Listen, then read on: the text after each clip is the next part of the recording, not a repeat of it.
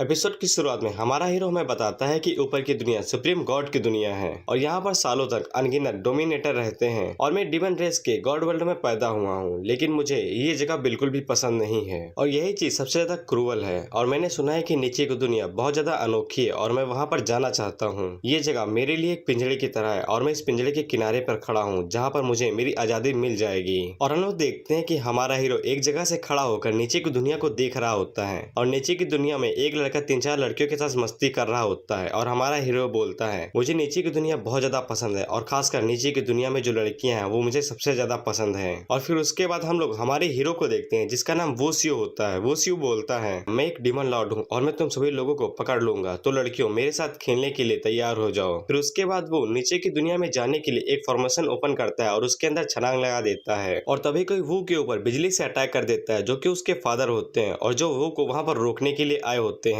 वो पीछे मुड़कर अपने फादर को देखता है और अपने फादर से बोलता है फादर मुझे आजादी चाहिए और मुझे बीवी भी चाहिए। और फिर उसके बाद वो नीचे की दुनिया में जाते हुए अपने फादर से बोलता है फादर आप वहीं पर बस कसकर बैठे रहिए और मैं आपके लिए बहुत सारे डीमन ग्रैंडसन लेकर आऊंगा। और फिर उसके बाद वो ऊपर की दुनिया से नीचे की दुनिया में भाग आता है। और फिर उसके बाद हम लोग नीचे की दुनिया में जोंगजू एम्पायर को देखते हैं और वहीं पर दो लोग बातें कर रहे होते हैं जिनकी वजह से हमें पता चलता है कि डीमन रेस के लोगों ने साधनों को लूटने के चक्कर में छोटे मोटे शहरों को तबाह कर दिया है और वो सारे डीमन रेस के लोग जोंगजू एम्पायर की तरफ बढ़ रहे हैं। दूसरा बंदा बोलता है उनमें से कम 1000 से ज्यादा डीमंस होंगे जो कि घाटी के रास्ते से हमारी तरफ आ रहे हैं। अगर वो सारे डीमन गलती से भी एम्पायर के अंदर घुस गए तो फिर सारे लोगों की जान चली जाएगी और ये एम्पायर पूरी तरीके से डिस्ट्रॉय हो जाएगा। और देखने से सिर्फ ऐसा लगता है कि हम लोग सिर्फ उसी के ऊपर ही भरोसा कर सकते हैं। दूसरा बंदा पूछता है उसे कौन है वो, क्या तुम उसे जानते हो? दूसरा बंदा बताता है एम्पायर की शांति को बनाए रखने के लिए उसे नंबर 1 अकेडमी से यहाँ पर बुलाया गया था और डीमन रेस से हम लोगों को बचाने के लिए रॉयल अकेडमी की नंबर 1 जीनियस बाइजू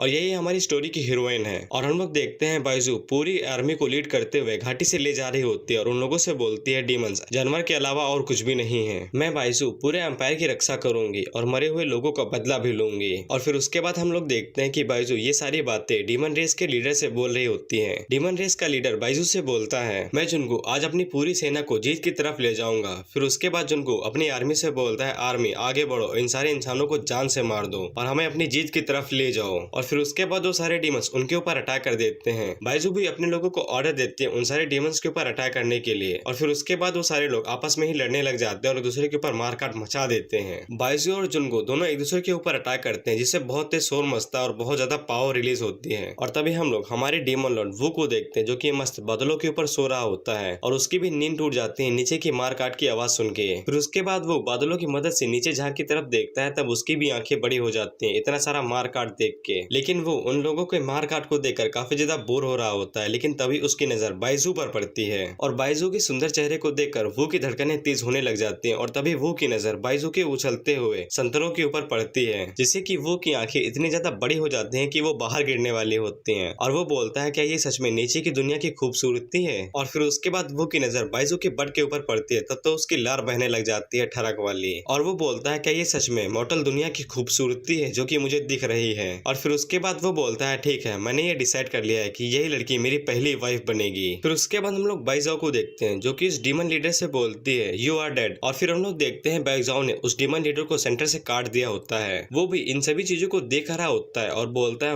वाह मेरी वाइफ तो काफी ज्यादा स्किल्ड है। मेरी पहली वाइफ ने उस डीमन लीडर को कुचल दिया जो कि अपनी तीसरी स्टेज पर था और यहाँ तक कि मेरा भी कोई मौका नहीं था कि मैं वहां पर जाकर उस ब्यूटी को बचाता और उसका हीरो बन जाता। और फिर उसके बाद हम लोग देखते हैं बाइजू के जितने भी सोल्जर्स होते हैं वो सभी उसकी तारीफ करने लग जाते हैं। फिर उसके बाद हम लोग बाइजू को देखते हैं जो कि उन बचे हुए डीमन आर्मी की तरफ बढ़ जाती है और अपने टेक्निक का इस्तेमाल करते हुए उन बचे हुए डीमंस को मार देती है। और फिर बाइजू अपने सोल्जर से बोलती है मेरे साथ चलो हमें बचे हुए डीमंस को खत्म करना है। लेकिन तभी बाइजू को कोई डीमन की महसूस होती है और वो बोलती है कि रुक जाओ। और तभी हम लोग देखते हैं कि एक 4th स्टेज का डीमन जमीन को चीरता हुआ बाहर निकलता है। वो सारे सोल्जर उस डीमन को देखते हैं और बोलते हैं ऐसा लगता है कि डीमन आर्मी ने अपने 4th स्टेज के डीमन को अभी तक छुपा रखा था जो कि इनका असली पावर हाउस था। बाइजू भी उस डीमन को देखकर काफी ज्यादा हैरान हो जाती है और बोलती है ये तो सच में 4th स्टेज का डीमन है। वो भी ऊपर से बाइजू की आवाज सुनता है और बोलता है मेरी पहली वाइफ की आवाज तो काफी ज्यादा क्यूट है लेकिन शायद से मेरी पहली वाइफ थोड़ा सा खतरे में है। बाइजू के सोल्जर्स बोलते हैं देखने से ऐसा लगता है कि वो मॉन्स्टर अपने डीमन रेस की 4th स्टेज पर चला गया है और वो कोई ऐसी चीज नहीं है जिसका सामना हम जैसे 1st स्टेज के लोग कर सकते हैं। और यहाँ तक कि हमारे जनरल बाइजू भी अपने 3rd स्टेज पर हैं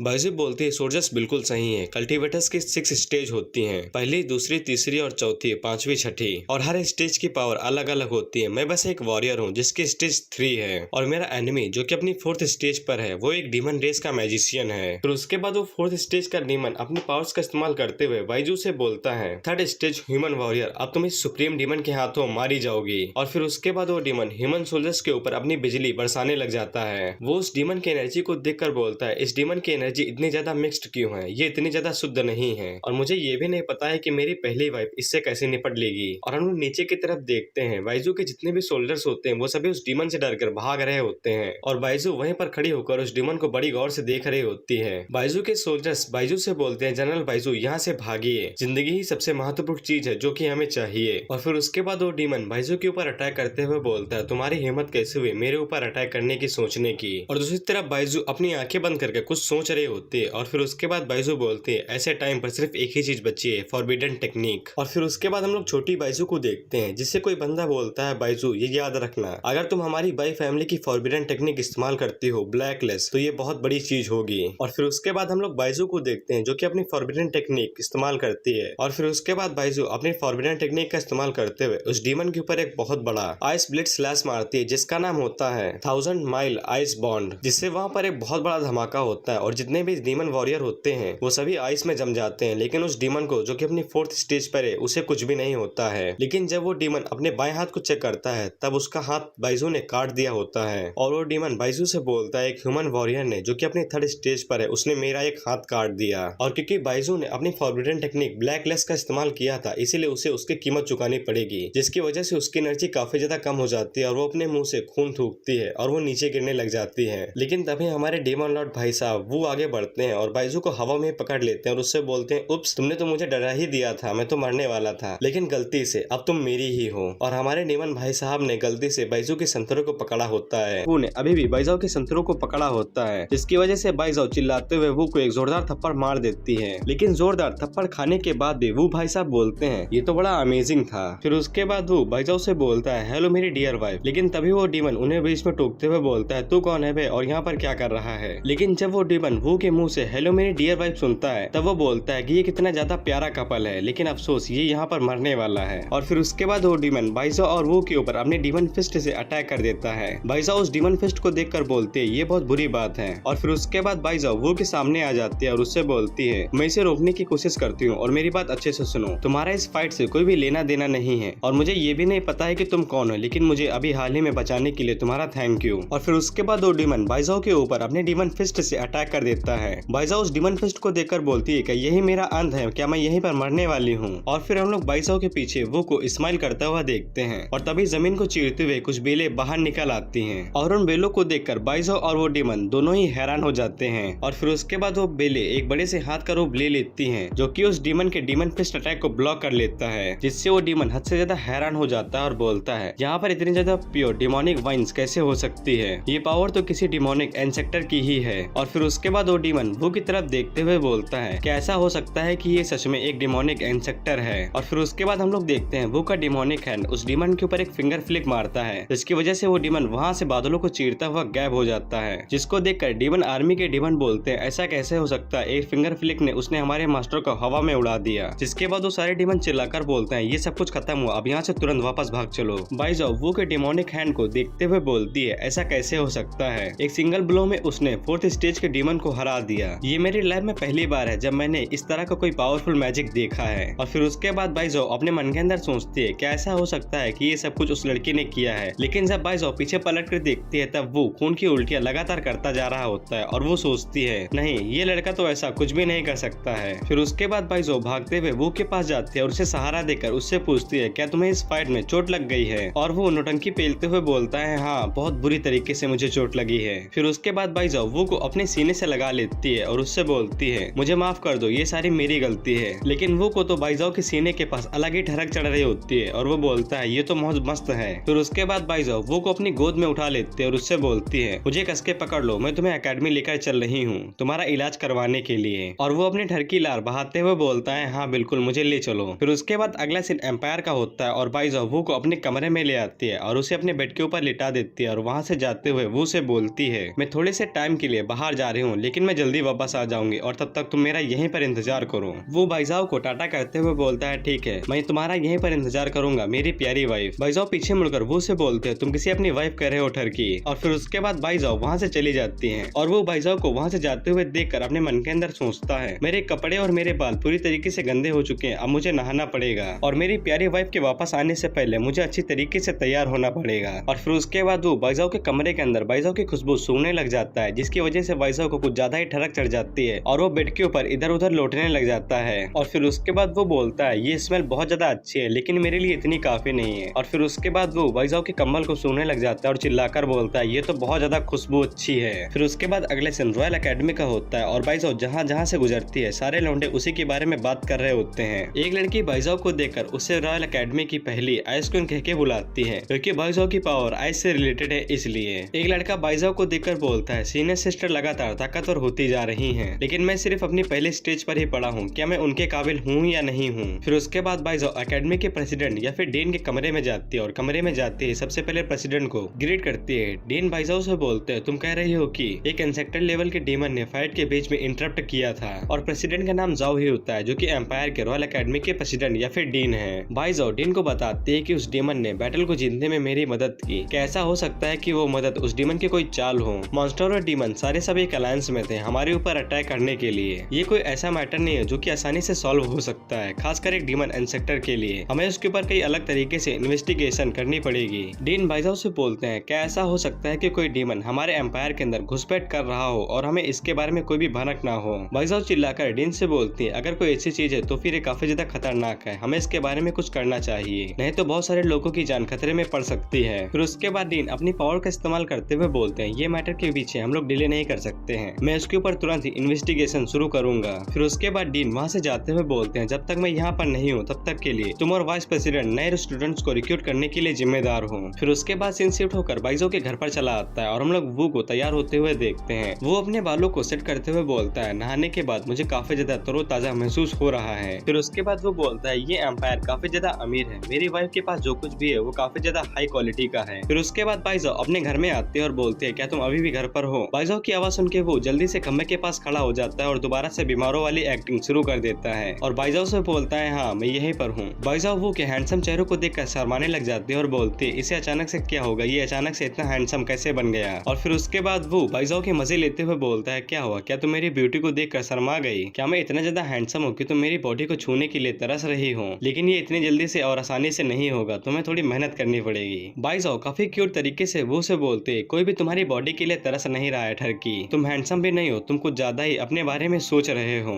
जिससे वो अपने सीने के ऊपर हाथ रख लेता है और बोलता है, आह बहुत जोर से चोट लगी है मुझे। जिससे भाईजाओ भागते हुए वो के पास चले जाते हैं और उससे पूछती है, क्या हुआ, क्या तुम्हें दोबारा से दर्द होने लगा है। लेकिन वो भाईजाओ का हाथ पकड़ लेता है और पाउट करते हुए भाईजाओ से बोलता है, तुमने मेरे बारे में कुछ ऐसा कहा जिससे मुझे दोबारा से दर्द होने लगा है। भाईजाओ दोबारा से क्यूट एक्सप्रेशन देते हुए बोलती है, गंदा तुम बेशरम हो, और अपने मन के अंदर सोचती है, ये काफी ज्यादा अजीब है, अगर कोई दूसरा इंसान मेरे साथ ऐसा करता तो मैं अब तक उसका मिक्सी में जूस बना के पी जाती, लेकिन पता नहीं क्यों मैं इसके सामने अपने एक्सप्रेशन को कंट्रोल नहीं कर पा रही हूँ और मैं उसके लिए इतने ज्यादा गॉर्जियस क्यों। क्या ये सिर्फ इसलिए क्योंकि मुझे गिल्टी फील हो रहा है, क्योंकि उसे सिर्फ तब चोट लगी थी जब वो मुझे सेव कर रहा था। फिर उसके बाद भाईजाओ बोलते हैं, शायद से मुझे गिल्टी फील नहीं होगा अगर मैं उसे कंपनसेट करती हूँ। लेकिन तभी भाईजाओ बोलते हैं, एक सेकंड के लिए रुको, वो अचानक से बैटल फील्ड में कहाँ से आ गया। और फिर उसके बाद वो जो डीमन जो मुझसे ज्यादा ताकतवर था वो मारा गया। और फिर उसके बाद भाईजाओ का शक वो के ऊपर और भी ज्यादा बढ़ता जाता है और भाईजाओ बोलते हैं, क्या ऐसा हो सकता है कि ये लड़का ही वही डीमन है जो कि हमारे एम्पायर के अंदर घुसपैठ कर रहा है। भाईजाओ अपना सर वो के सामने झुकाती है और उससे बोलती है, मेरा नाम भाईजाओ है और मैं रॉयल एकेडमी के एक स्टूडेंट हूँ, लेकिन मुझे अभी भी तुम्हारा नाम नहीं पता है और क्या तुम अपने बारे में मुझे बताना नहीं चाहोगे। और भाईजाओ ये सब बोलते हुए अपने हाथों में अपनी पावर को रिलीज भी कर रही होती है। वो भाईजाओ के हाथों की तरफ देखता है और सोचता है, लगता है मेरी प्यारी वाइफ मुझे डीमन स्पाई समझ रही है। फिर उसके बाद वो भाईजाओ को बताता है, मेरा नाम वो जियो है और मैं पहाड़ों से एक छोटे से गाँव यहाँ पर आया हूँ। मैंने हमेशा कोई ऐसा बनने के बारे में सोचा है जिसको अपनी लाइफ के ऊपर फक्र हो, इसीलिए मैं हजारों मील दूर से यहाँ पर आया हूँ ताकि एकेडमी के अंदर एडमिशन ले सकूँ। और मेरी फैमिली भी इतनी ज्यादा अमीर नहीं है, इसीलिए मैं कुछ बड़ा बनकर अपनी फैमिली को सपोर्ट करना चाहता हूँ। भाईजाओ बोलते, इसकी बातों से ये कोई स्पाई नहीं लगता है, ये बस एक ऐसा पर्सन है जो कि अच्छी लाइफ जीना चाहता है। और फिर उसके बाद भाईजाओ वो की तरफ देखते हुए सोचती है, शायद से मुझे इसकी मदद करनी चाहिए एकेडमी के अंदर एडमिशन दिलवाने के लिए। फिर उसके अगले दिन भाईजाओ वो को एकेडमी में ले जाती है उसका एडमिशन करवाने के लिए और वो से बोलती बोलती है अगर तुम्हारे रिजल्ट बुरे नहीं आए तो फिर तुम पक्का एकेडमी के अंदर एडमिशन ले लोगे और कल से तुम क्लासेस भी लेना शुरू कर सकते हो और इसे तुम मेरी तरफ से एक गिफ्ट समझो जो मैं तुम्हारे लिए कर रही हूँ। इसकी वजह से वो काफी ज्यादा खुश हो जाता है और कस के भाईजान को गले लगा लेता है और उससे बोलता है मुझे नहीं पता था कि मेरी फायरी वाइफ मेरे लिए इतना सब कुछ करेगी मुझे एकेडमी के अंदर एडमिशन दिलवाने के लिए और मैं बहुत ज्यादा खुश हो गया हूँ। और फिर उसके बाद वो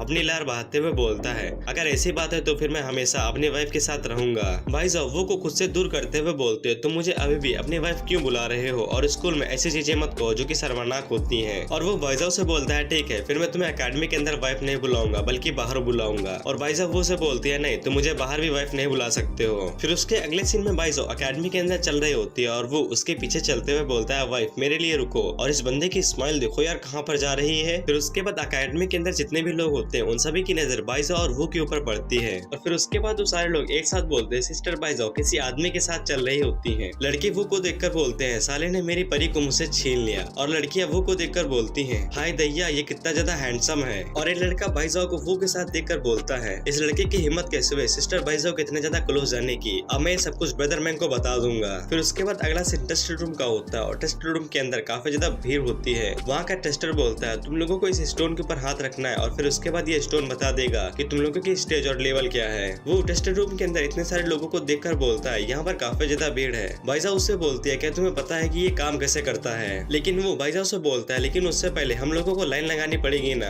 भाईजान उससे बोलते तुम मेरे साथ चल रहे हो इसलिए तुम्हें लाइन लगने की जरूरत नहीं है। जिससे सारे लोगों की नजर दोबारा से भाईजान और वो के ऊपर पड़ती है और वो लोग बोलते हैं कि वो काफी ज्यादा लकी है जो कि वो भाईजान के साथ चल रहा है इसीलिए उसे लाइन में लगने की जरूरत नहीं है। और कुछ लोग बोलते हैं मैं ये जानना चाहता हूँ कि उस लड़के का रिश्ता क्या है सिस्टर भाईजान के साथ। और वो उन लोगों के जले के ऊपर नमक छिड़कने के लिए उन्हें पीछे मुड़कर चिढ़ाने लग जाता है जिससे उन सारे लोंडों की जल जाती है और वह सभी वो के ऊपर अटैक करने के लिए दौड़ते हैं और उसे बोलते हैं तेरी माँ की नाकी साकी। लेकिन कुछ लौंडे उसे रोक लेते हैं और बोलते हैं भाई भाई शांत हो जाओ यार। फिर उसके बाद भाईजान उस टेस्ट लेने वाले के पास जाते हैं और उसे बोलते हैं टीचर लिन मैं चाहती हूँ कि आप सबसे पहले इस लड़के का टेस्ट लें। टीचर लिन भाईजान से बोलते हैं तो फिर क्या यही वो स्टूडेंट है जिसको तुमने चूज किया और ये बात तुम जानती होगी कि तुम एक साल के अंदर सिर्फ एक ही स्टूडेंट को चूज कर सकती हो। और फिर उसके बाद टीचर लिन वो से बोलते हैं तुम इस स्टोन को पकड़ो और फिर उसके बाद ये स्टोन बता देगा कि तुम्हारा पावर लेवल क्या है। और फिर उसके बाद वो बड़े स्टाइल से उस स्टोन को पकड़ता है लेकिन कुछ भी नहीं होता जिससे वो भी हैरान हो जाता है और उस स्टोन को बार बार अलग अलग तरीकों से पकड़ता है। सिस्टर भाईजान बोलती हैं क्या ये स्टोन सच में टूटा हुआ है कि रिस्पॉन्ड क्यों नहीं कर रहा है। टीचर लिन उन लोगों से बोलते हैं ये स्टोन टूटा हुआ नहीं है इस लड़के के अंदर कोई भी टैलेंट नहीं है और अगर तुम्हारे पास कल्टीवेशन का टैलेंट नहीं है तो फिर तुम्हें एक्सेप्ट नहीं किया जाएगा और रूल सबके लिए सेम रहते हैं, रूल कभी किसी के लिए बदलते नहीं है। जिससे भीड़ के अंदर सारे लौंडे खुश हो जाते हैं और बोलते हैं इसके पास तो कोई भी टैलेंट ही नहीं है, इसे भले ही रिकमेंड किया गया है लेकिन फिर भी इसके पास कोई टैलेंट नहीं है। जिससे भाईजान भी काफी ज्यादा परेशान हो जाते हैं और बोलते हैं इसके पास कोई टैलेंट कैसे नहीं हो सकता है। और फिर उसके बाद भाईजान वो से बोलते हैं वो मुझे माफ कर दो कि मैं तुम्हारी कोई भी मदद नहीं कर सकती हूँ इस अकेडमी के अंदर एडमिशन दिलाने के लिए। और दूसरी तरफ वो बोलता है ये काफी ज्यादा अजीब है और फिर उसके बाद दोबारा से टेस्ट देने के लिए अपना हाथ आगे बढ़ाता है और बोलता है क्या मैं इसे दोबारा यूज कर सकता हूँ। जिससे एकेडमी के सारे लौंडे बखला जाते हैं और वो बोलते हैं तू दोबारा टेस्ट नहीं दे सकता है भले तुझे रिकमेंड किया गया है। भाईजान भी टीचर लिन से बोलती है टीचर लिन प्लीज वो को दोबारा टेस्ट देने दीजिए। टीचर लिन बोलते हैं ये यूजलेस है, ये स्टोन कभी भी गलत नहीं हो सकता है। लेकिन वो टीचर लिन के हाथों से उस स्टोन को छीन लेता है और अपने मन के अंदर सोचता है मेरे नीचे आने से पहले मैंने अपने आप को पूरी तरीके से टाइटली सील कर लिया था और मुझको पूरी तरीके से सील करने के लिए कम से कम 108 सील लगी थी और तुम लोगों ने सुना 108 सील लगी थी। और फिर उसके बाद वो बोलता है लेकिन ये बेकार सा स्टोन मेरी पावर को क्या मैनेज करेगा। और फिर उसके बाद वो अपने एक सील को अनलॉक करते हुए बोलता है एक सील को अनलॉक करने से ज्यादा दिक्कतें नहीं होंगी। और फिर उसके बाद वो जैसे ही अपनी सील को अनलॉक करता है तब उसके अंदर से काफी ज्यादा पावर रिलीज होने लग जाती है और वो की पावर की वजह से वो स्टोन काफी ज्यादा चमकने लग जाता है जिससे सारे लोग अपनी आंखों के ऊपर हाथ रख लेते हैं। लेकिन फिर थोड़ी देर बाद वो की पावर की वजह से वो स्टोन बीच से क्रैक हो जाता है और 2 टुकड़ों में पड़ जाता है जिससे उन सारे लोगों की आंखें बाहर आ जाती हैं और वो बोलते हैं ये तो दोनों टाइप के मैजिक इस्तेमाल कर सकता है, वार मेज भी और स्पेल कास्टर भी, ये दोनों तरह के टैलेंट को अचीव कर सकता है। टीचर लिन उस टूटे हुए स्टोन की तरफ देखकर बोलते हैं ये तो एक पक्का रेयर जीनियस है। भाईजान वो की तरफ देखते हुए सोचती इसका टैलेंट काफी ज्यादा अच्छा है और यहाँ तक कि ये दोनों क्लासेस को कल्टीवेट कर सकता है। लेकिन वो स्टोल पहले काम क्यों नहीं किया था। ये लड़का पक्का कोई ऑर्डिनरी पर्सन नहीं है। और हम लोग दूसरी तरफ वो को देखते हैं जो कि अपने मन के अंदर सोच रहा है एक सेकंड मैंने तो बस अपनी छोटी सी कल्टीवेशन को अनलॉक किया और जिसको देखकर ये सारे लोग बौखला गए। अगर मुझे इसके बारे में पहले पता होता तो फिर मैं अपनी सील ही न ओपन करता, बस थोड़ी सी सील ओपन करता। और फिर उसके बाद टीचर लिन ऐलान कर देते हैं कि वो को एकेडमी के अंदर एडमिशन मिल गया है और वो कल से क्लासेस को अटेंड कर सकता है और वो को जीनियस क्लास के अंदर डाला गया है। और यह जानकारी के लिए बता दूं कि जीनियस क्लास की टीचर बाइजाओ है, यानी कि हमारी सिस्टर बाइजाओ। और फिर उसके बाद वो बाइजाओ से पूछता है क्या हुआ डियर वाइफ, तुम इतनी ज्यादा खुश क्यों नहीं लग रही हो, क्या तुम्हें कोई दिक्कत है। बाइजाओ वो से बोलती है नहीं कुछ भी नहीं। और फिर उसके अगले सीन में बाइजाओ वो को एक घर के पास ले जाते हैं और उससे बोलती है जीनियस क्लास के हर स्टूडेंट को ये घर दिया जाता है और अब से तुम यहीं पर रहोगे। लेकिन वो बाइजाओ का हाथ पकड़ लेता है और उससे बोलता है लेकिन मेरी डियर वाइफ क्या तुम मेरे साथ यहाँ पर नहीं रहोगी। लेकिन बाइजाओ वहाँ से जाते हुए बोलती है कौन तुम्हारे साथ यहाँ पर रहना चाहता है और मैं तुम्हारी वाइफ नहीं हूँ। लेकिन वो बाइजाओ को फ्लाइंग किस देते हुए बोलता है तुम काफी ज्यादा क्यूट हो। और बाइजाओ के जाने के बाद वो सीरियस होकर बोलता है क्या तुम लोग अभी भी छुपे रहोगे, तुम लोग बाहर क्यों नहीं आते हो। और वो इतना बोलने के बाद हम लोग देखते हैं कि जंगल के अंदर से 3 लोग बाहर निकलते हैं और वो बोलते हैं जैसा कि हमने एक जीनियस से एक्सपेक्ट किया था तुमने वैसा ही किया। और फिर उसके बाद वो तीनों वो से बोलते हैं तुम्हारा सिस्टर बाइजाओ के साथ काफी ज्यादा अच्छा रिलेशनशिप है, लेकिन इससे हमारे पास काफी ज्यादा गुस्सा हो गए हैं और उन्होंने हमें ऑर्डर दिया है कि हम तुम्हें बीच से फाड़ दें। और फिर उसके बाद वो तीनों एक साथ वो के ऊपर अटैक कर देते हैं, लेकिन तभी वो अपनी पावर को रिलीज करते हुए उन लोगों से बोलता है वापस जाओ और अपने बॉस से कह देना। और वो के पावर के प्रेशर से वो तीनों हैरान होकर वहीं पर रुक जाते हैं और ऊपर की तरफ देखते हैं तो ऊपर एक बहुत बड़ा हाथ होता है जो कि उन लोगों की तरफ आ रहा होता है। और फिर वो उन तीनों से बोलता है कि सिस्टर बाइजाओ मेरी है, उसे कोई भी छू नहीं सकता है। और फिर उसके बाद वो बड़ा सा हाथ उन तीनों को पकड़ लेता है और उन्हें उठाकर बाहर फेंक देता है। फिर उसके अगले दिन हम लोग देखते हैं सिस्टर बाइजाओ जीनियस क्लास की क्लास ले रही होती है और सिस्टर बाइजाओ उन लोगों से बोलती है कि तुम लोगों को शाम को एक टेस्ट देने की जरूरत है और इस बात को भूलना मत। और अकेडमी के अंदर जितने भी स्टूडेंट हैं उन लोगों को ये टेस्ट देने की जरूरत है। और हम लोग देखते हैं कि वो वहाँ पर बैठा सो रहा होता है। फिर उसके बाद बाइजाओ उन लोगों से बताते हैं कि उन लोगों का टेस्ट वुडन डॉल्स है, जिससे एक बंदा हैरान होकर बोलता है ऐसे कैसे हो सकता है, ये सबसे ज्यादा डिफिकल्ट टेस्ट है। और एक बंदा बोलता है हर किसी को ये टेस्ट देने की जरूरत क्यों है। दूसरा बंदा बोलता है ये सबसे ज्यादा मुश्किल टेस्ट है जो कि इस अकेडमी में है। और इन सबके चिल्लाने की वजह से वो की नींद टूट जाती है और वो उठ जाता है। सिस्टर बाइजाओ उन लोगों से बताते हैं ये टेस्ट देने की वजह से हम लोग तुम लोगों की करंट पावर और पोटेंशियल का पता लगा लेंगे। और इस टेस्ट में टोटल 9 फॉर्मेशन होगी और हर किसी को 3rd फॉर्मेशन को पार करना ही पड़ेगा। और अगर कोई उस फॉर्मेशन को पार नहीं करता है तो फिर उसे इस अकेडमी से बाहर निकाल दिया जाएगा। और फिर उसके बाद सिस्टर बाइजाओ वहाँ से चली जाती है और वो सिस्टर बाइजाओ की तरफ देखते हुए सोचता है मेरी वाइफ तो काफी ज्यादा ऑसम है। और फिर उसके बाद सिस्टर बाइजाओ उन सारे लोगों को एक्सरसाइज रूम में लेकर आती हैं और उन लोगों से बोलती हैं हर कोई अपनी अपनी जगह ले लो। और हम लोग देखते हैं उस जगह में एक मशीन लगी होती है जिसके अंदर से धड़ाधड़ वुडन डॉल्स बाहर निकल रही होती हैं। और सिस्टर बाइजाओ उन लोगों से बोलती है इस जगह में अंदर कम से कम 1000 से भी ज्यादा डॉल्स होंगी और हर डॉल के अंदर उसके सोचने समझने की शक्ति है और वो किसी के ऊपर भी अपनी तरफ से अटैक कर सकती हैं। और इसके अलावा हर एक डॉल अगले राउंड में और ज्यादा ताकतवर होती जाएंगे। और फिर उसके बाद हम लोग उस जगह के पपेट टीचर की युजुआन को देखते हैं। और फिर उसके बाद पपेट टीचर उस मशीन को शुरू कर देते हैं और उन लोगों से बोलते हैं तुम लोग तैयार हो जाओ और हर कोई नंबर से जाना, कोई आगे पीछे मत जाना। फिर उसके बाद सिस्टर बाइजाओ पीछे मुड़कर बोलती है सबसे पहले नंबर किसका है। वो सारे लोग आपस में डर रहे होते हैं और बोलते हैं पहला नंबर मेरा है मेरा है। लेकिन तभी एक मर्द अपना हाथ उठाता है और बोलता है पहला नंबर मेरा है सिस्टर बाइजाओ जी जियोंग जी का।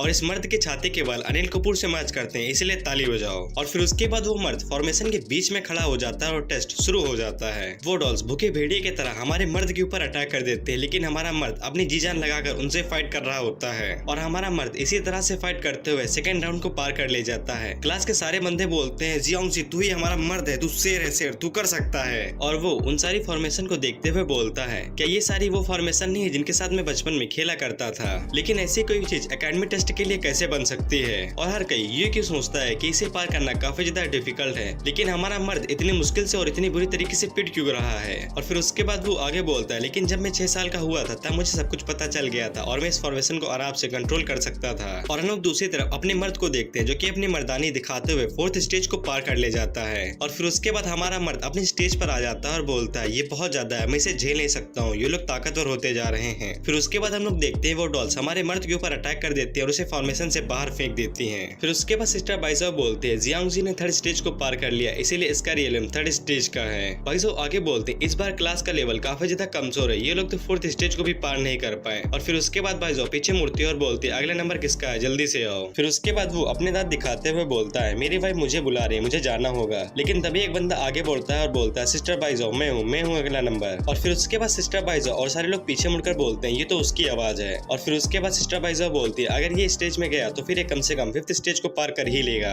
और फिर उसके बाद क्लास के सारे लौंडे उस लड़के के बारे में बात करने लग जाते हैं और बोलते हैं ये तो की हांग वाई है और ये हमारी क्लास का सबसे ज्यादा पावरफुल बंदा है। और सिस्टर बाइजाओ और ये दोनों काफी ज्यादा करीब भी हैं। और फिर उसके बाद हांग वाई सिस्टर बाइजाओ के पास चला जाता है जिसकी वजह से वो के पिछवाड़े में आग लग जाती है और वो चिल्लाते हुए बोलता है ये दोनों एक दूसरे को इतने लंबे टाइम तक कैसे जान सकते हैं, इसकी वजह से मुझे बहुत तेज गुस्सा आ रहा है। ये बुरा है, मेरी सिक्स्थ सेंस मुझसे बोल रही है कि ये बंदा मेरी वाइफ और मेरी लाइफ की खुशहाल पलों में उंगली करेगा। और फिर उसके बाद वो सनकते हुए बोलता है, साले कमीने, अगर तूने मेरी वाइफ के बारे में कुछ भी बुरा सोचा तो फिर मैं तुझे जाने नहीं दूंगा, मैं तुझे कच्चा चबा जाऊंगा। और फिर उसके बाद हांग वई भी फॉर्मेशन के बीच में जाकर खड़ा हो जाता है और उसका टेस्ट भी शुरू हो जाता है। और फिर उसके बाद वो सारे डॉल्स हांग वई के ऊपर अटैक करने लग जाते हैं, लेकिन हांग वई अपने पंखे की मदद से उनके ऊपर एक ही अटैक करता है और वो सारी डॉल डिस्ट्रॉय हो जाती हैं। पपेट टीचर बोलते हैं, ये लड़का ही मेरा भतीजा है। एक बंदा बोलता है, हांग वई ने अपने एक ही स्लैश में फर्स्ट फॉर्मेशन को खत्म कर दिया। और फिर उसके बाद सेकंड राउंड शुरू हो जाता है और हांग वई मुस्कुराते हुए बाइजाओ की तरफ देखता है, जिससे वो की दोबारा जल जाती है और वो बोलता है, साले कमीने, तेरी हिम्मत कैसे हुई मेरी वाइफ की तरफ मुस्कुराते हुए देखने की। और फिर उसके बाद हांग वई उन डॉल्स को डिस्ट्रॉय करते हुए बोलता है, सिस्टर बाइजाओ, मैं आपको दिखा दूंगा कि मैं कितना ज्यादा अच्छा हूँ। और फिर उसके बाद हांग वई लगातार उन डॉल्स को डिस्ट्रॉय करता चला जाता है और सिस्टर बाइजाओ बोलती है, उसने फिफ्थ फॉर्मेशन को पास कर लिया है, उसकी कल्टीवेशन काफी ज्यादा हार्ड है, अगर वो इसी तरह से चलता रहा तो फिर वो फ्यूचर में सिक्स्थ फॉर्मेशन को भी पास कर लेगा।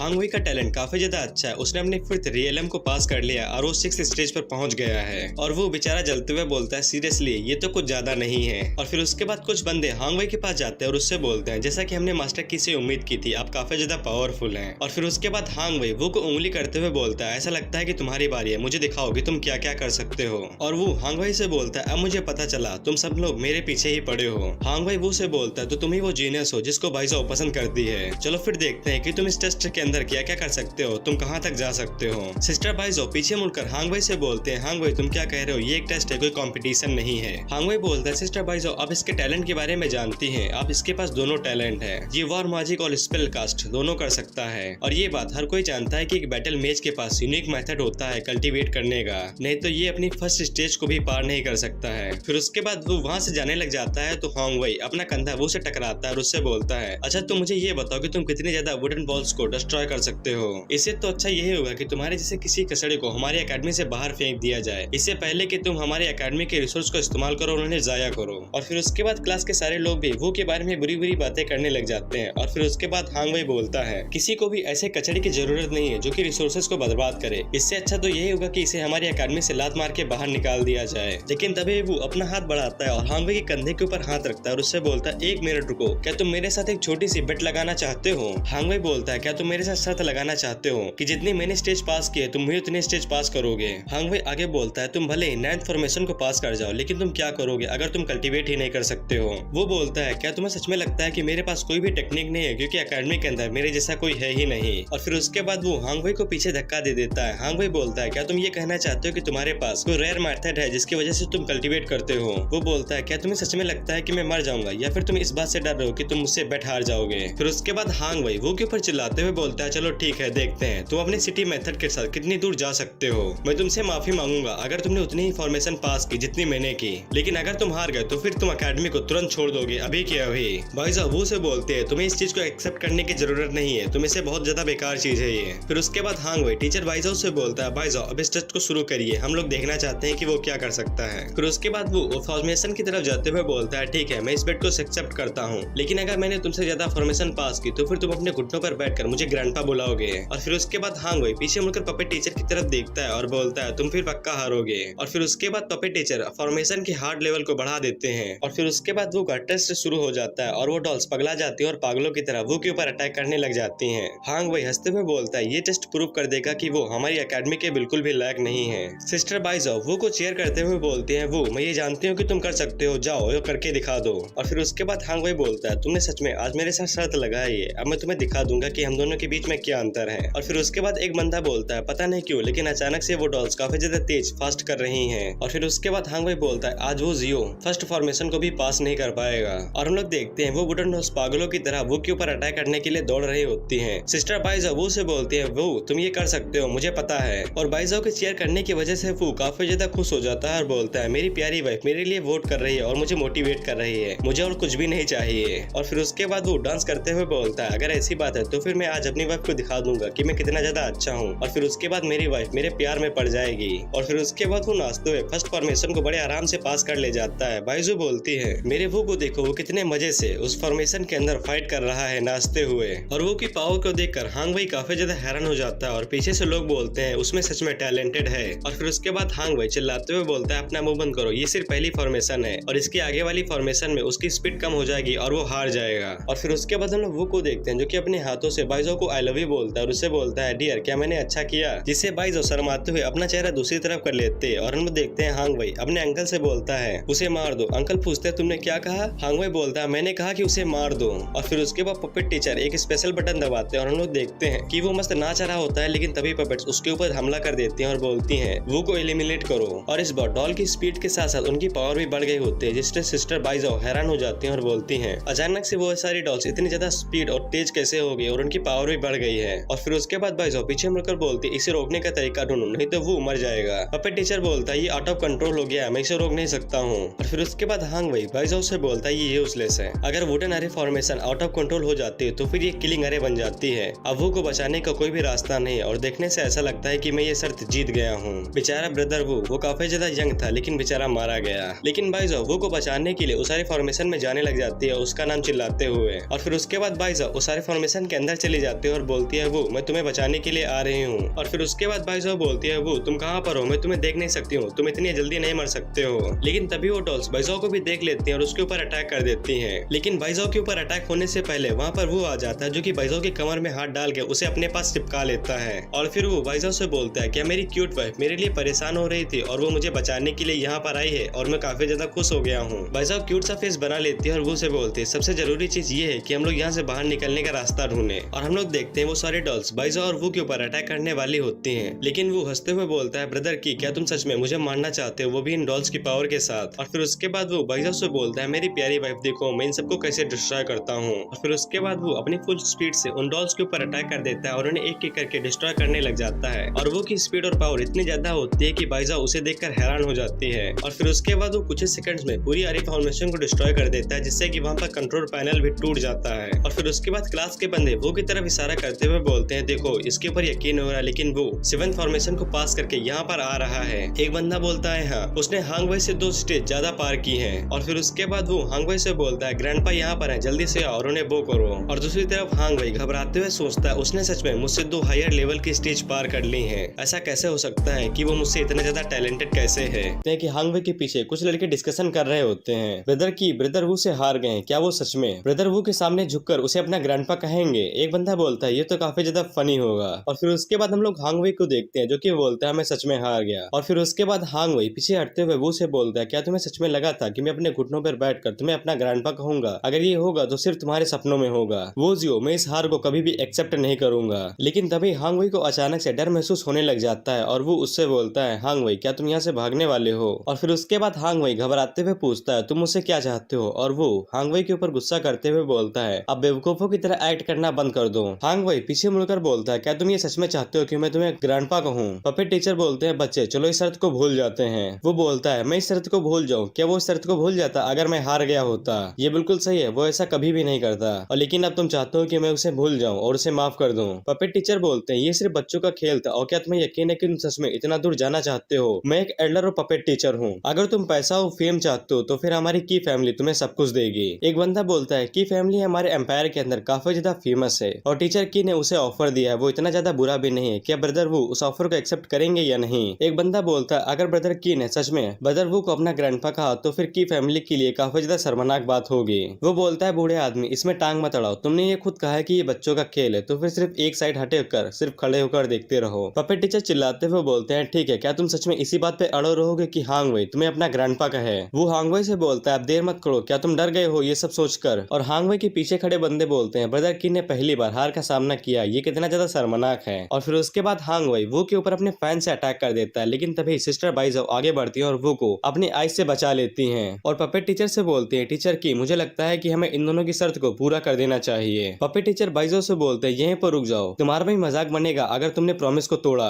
क्या होगा अगर मेरे भतीजे ने इस प्रॉमिस को पूरा नहीं किया? बाइजो बोलती है मेरी क्लास कभी भी ऐसे बच्चों को अपनी क्लास के अंदर नहीं लेगी जो कि अपने वादे को पूरा नहीं करते हैं। और पीछे वो ताली बजाते हुए बोलता है जैसे कि मेरी प्यारी वाइफ से उम्मीद थी, वो अपने हस्बैंड का साथ दे रही है जब उसका हस्बैंड खतरे में है। और फिर उसके बाद पपेट टीचर बाइजो के ऊपर चिल्लाते हुए बोलते हैं बाइजो तुम इस बात को मत भूलो कि तुम हमारी की फैमिली की फियांसे हो और अगर हमारी की फैमिली की बेइज्जती होती है तो फिर तुम भी इसे इफेक्ट करती हो। और क्या तुम हमारी की फैमिली की साइड लोगी या फिर किसी बाहर वाले की? और की फैमिली की फियांसे वाली बात सुन के वो को काफी बड़ा झटका लगता है जिससे वो हैरान हो जाता है। हांग वई बाइजो से बोलता है सिस्टर इन लॉ क्या आप वहीं पर खड़ी होकर ये देखते रहेंगे कि मेरी बेइज्जती हो रही है? हम दोनों की फैमिली ने शादी शादी तब की थी जब land of forest and snow हुआ था। और land of forest and snow का नाम सुनकर बाइजो को काफी बड़ा झटका लगता है और बाइजो बोलते है उसका नाम मत लो। और फिर उसके बाद वो की नजर बाइजो के हाथ के ऊपर पड़ती है तो बाइजो का हाथ जमने लग जाता है। और फिर उसके बाद हम लोग छोटी बाइजो को देखते हैं जो कि कहीं पर खड़ी होती है और उसके आसपास के लोग मर चुके होते हैं। और फिर उसके बाद हम लोग बड़ी बाइजो को देखते हैं जिसकी पूरी बॉडी जमने लग जाती है और बाइजो बोलती है मुझे वो मेमोरी पसंद नहीं है। हांगवे बोलता है टीचर बाइजो के साथ क्या हो रहा है। पप्पे टीचर उससे बोलते हैं बेवकूफ तुमने वो बात क्यों बोली लैंड ऑफ फॉरेस्ट वाली। अब हम लोग बहुत बड़ी प्रॉब्लम है। अब उसको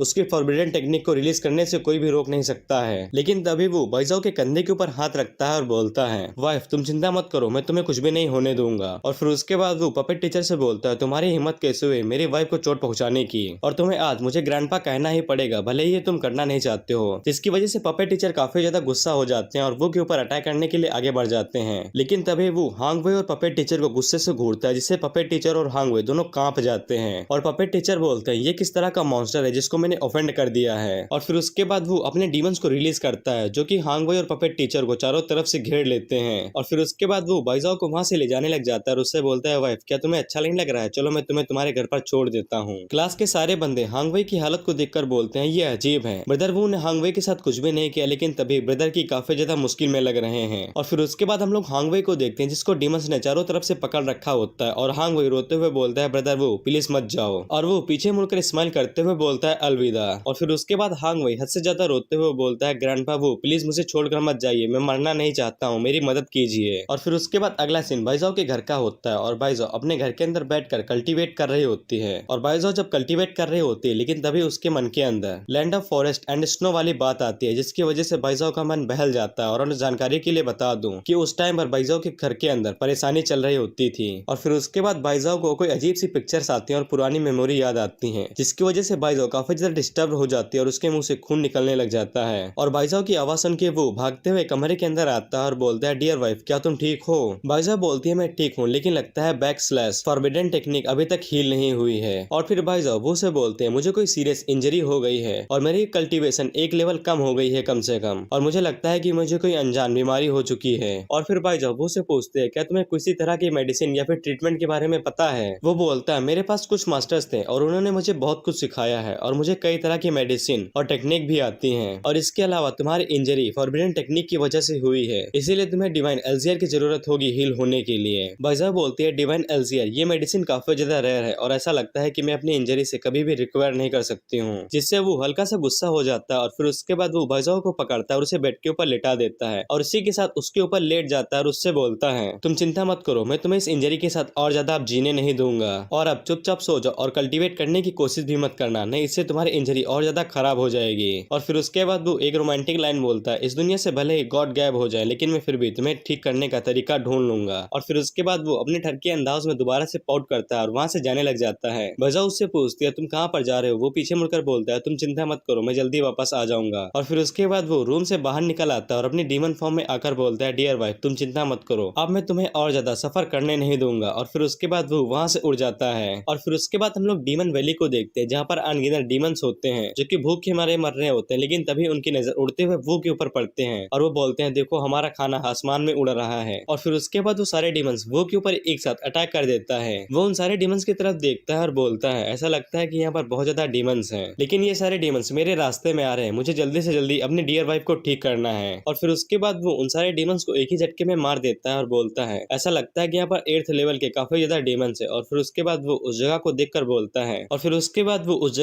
बोलता है देखने से ऐसा लगता है कि ये वही जगह है जहाँ पर गॉड्स और डीमन ने एक साथ फाइट की थी और उनकी लाशें अभी तक यहीं पर दफन है इसीलिए उस डिवाइन एल्जियर को यहीं पर होना चाहिए क्योंकि उन लाशों से जो मैजिकल पावर बनी होगी वो किसी को भी हील कर सकती है। और फिर उसके बाद वो की नजर डिवाइन एल्जियर के पेड़ के ऊपर पड़ती है और वहीं पर डिवाइन एल्जियर होता है। लेकिन तभी हम लोग देखते हैं कि दो लोग पहाड़ी के नीचे से उस डिवाइन एल्जियर को लेने के लिए आगे बढ़ते हैं। और फिर उसके बाद वो दोनों उस डिवाइन एल्जियर के पेड़ के पास पहुंच जाते हैं जिनमें से एक बंदे का नाम चैन रोज वन होता है जो कि कैंगलैंग एकेडमी का वाइस प्रेसिडेंट है और उसके साथ उसका डिसाइपल होता है। और फिर उसके बाद वो वाइस प्रेसिडेंट उस डिवाइन एल्जियर को लेने के लिए अपना हाथ आगे बढ़ाता है लेकिन तभी वो वहां पर आ जाता है और बोलता है रुक जाओ अपने गंदे हाथ उस डिवाइन एल्जियर से दूर रखो। वाइस प्रेसिडेंट और उसका डिसाइपल पीछे मुड़कर देखते हैं और बोलते हैं कौन है वहां पर। और पीछे वो होता है वो उन लोगों से बोलता है वो डिवाइन एल्जियर मेरा है और मैं किसी को भी अलाउ नहीं करता हूँ उसे छूने को। वाइस प्रेसिडेंट वो से बोलते हैं तुमने कहा कि ये एल्जियर तुम्हारा है तो फिर तुम ये क्यों नहीं कहते हो कि ये सारी जगह ही तुम्हारी है। बच्चे ये एल्जियर हमने ढूंढा होना है, इसीलिए यहाँ से भागने के बारे में सोचना भी मत, नहीं तो मैं तुझे यहीं पर जिंदा गाड़ दूंगा। वो डिसाइपल वू से बोलता है, बच्चे तुम्हें देखने से ऐसा लगता है कि तुम फर्स्ट रॉयल एकेडमी के स्टूडेंट हो।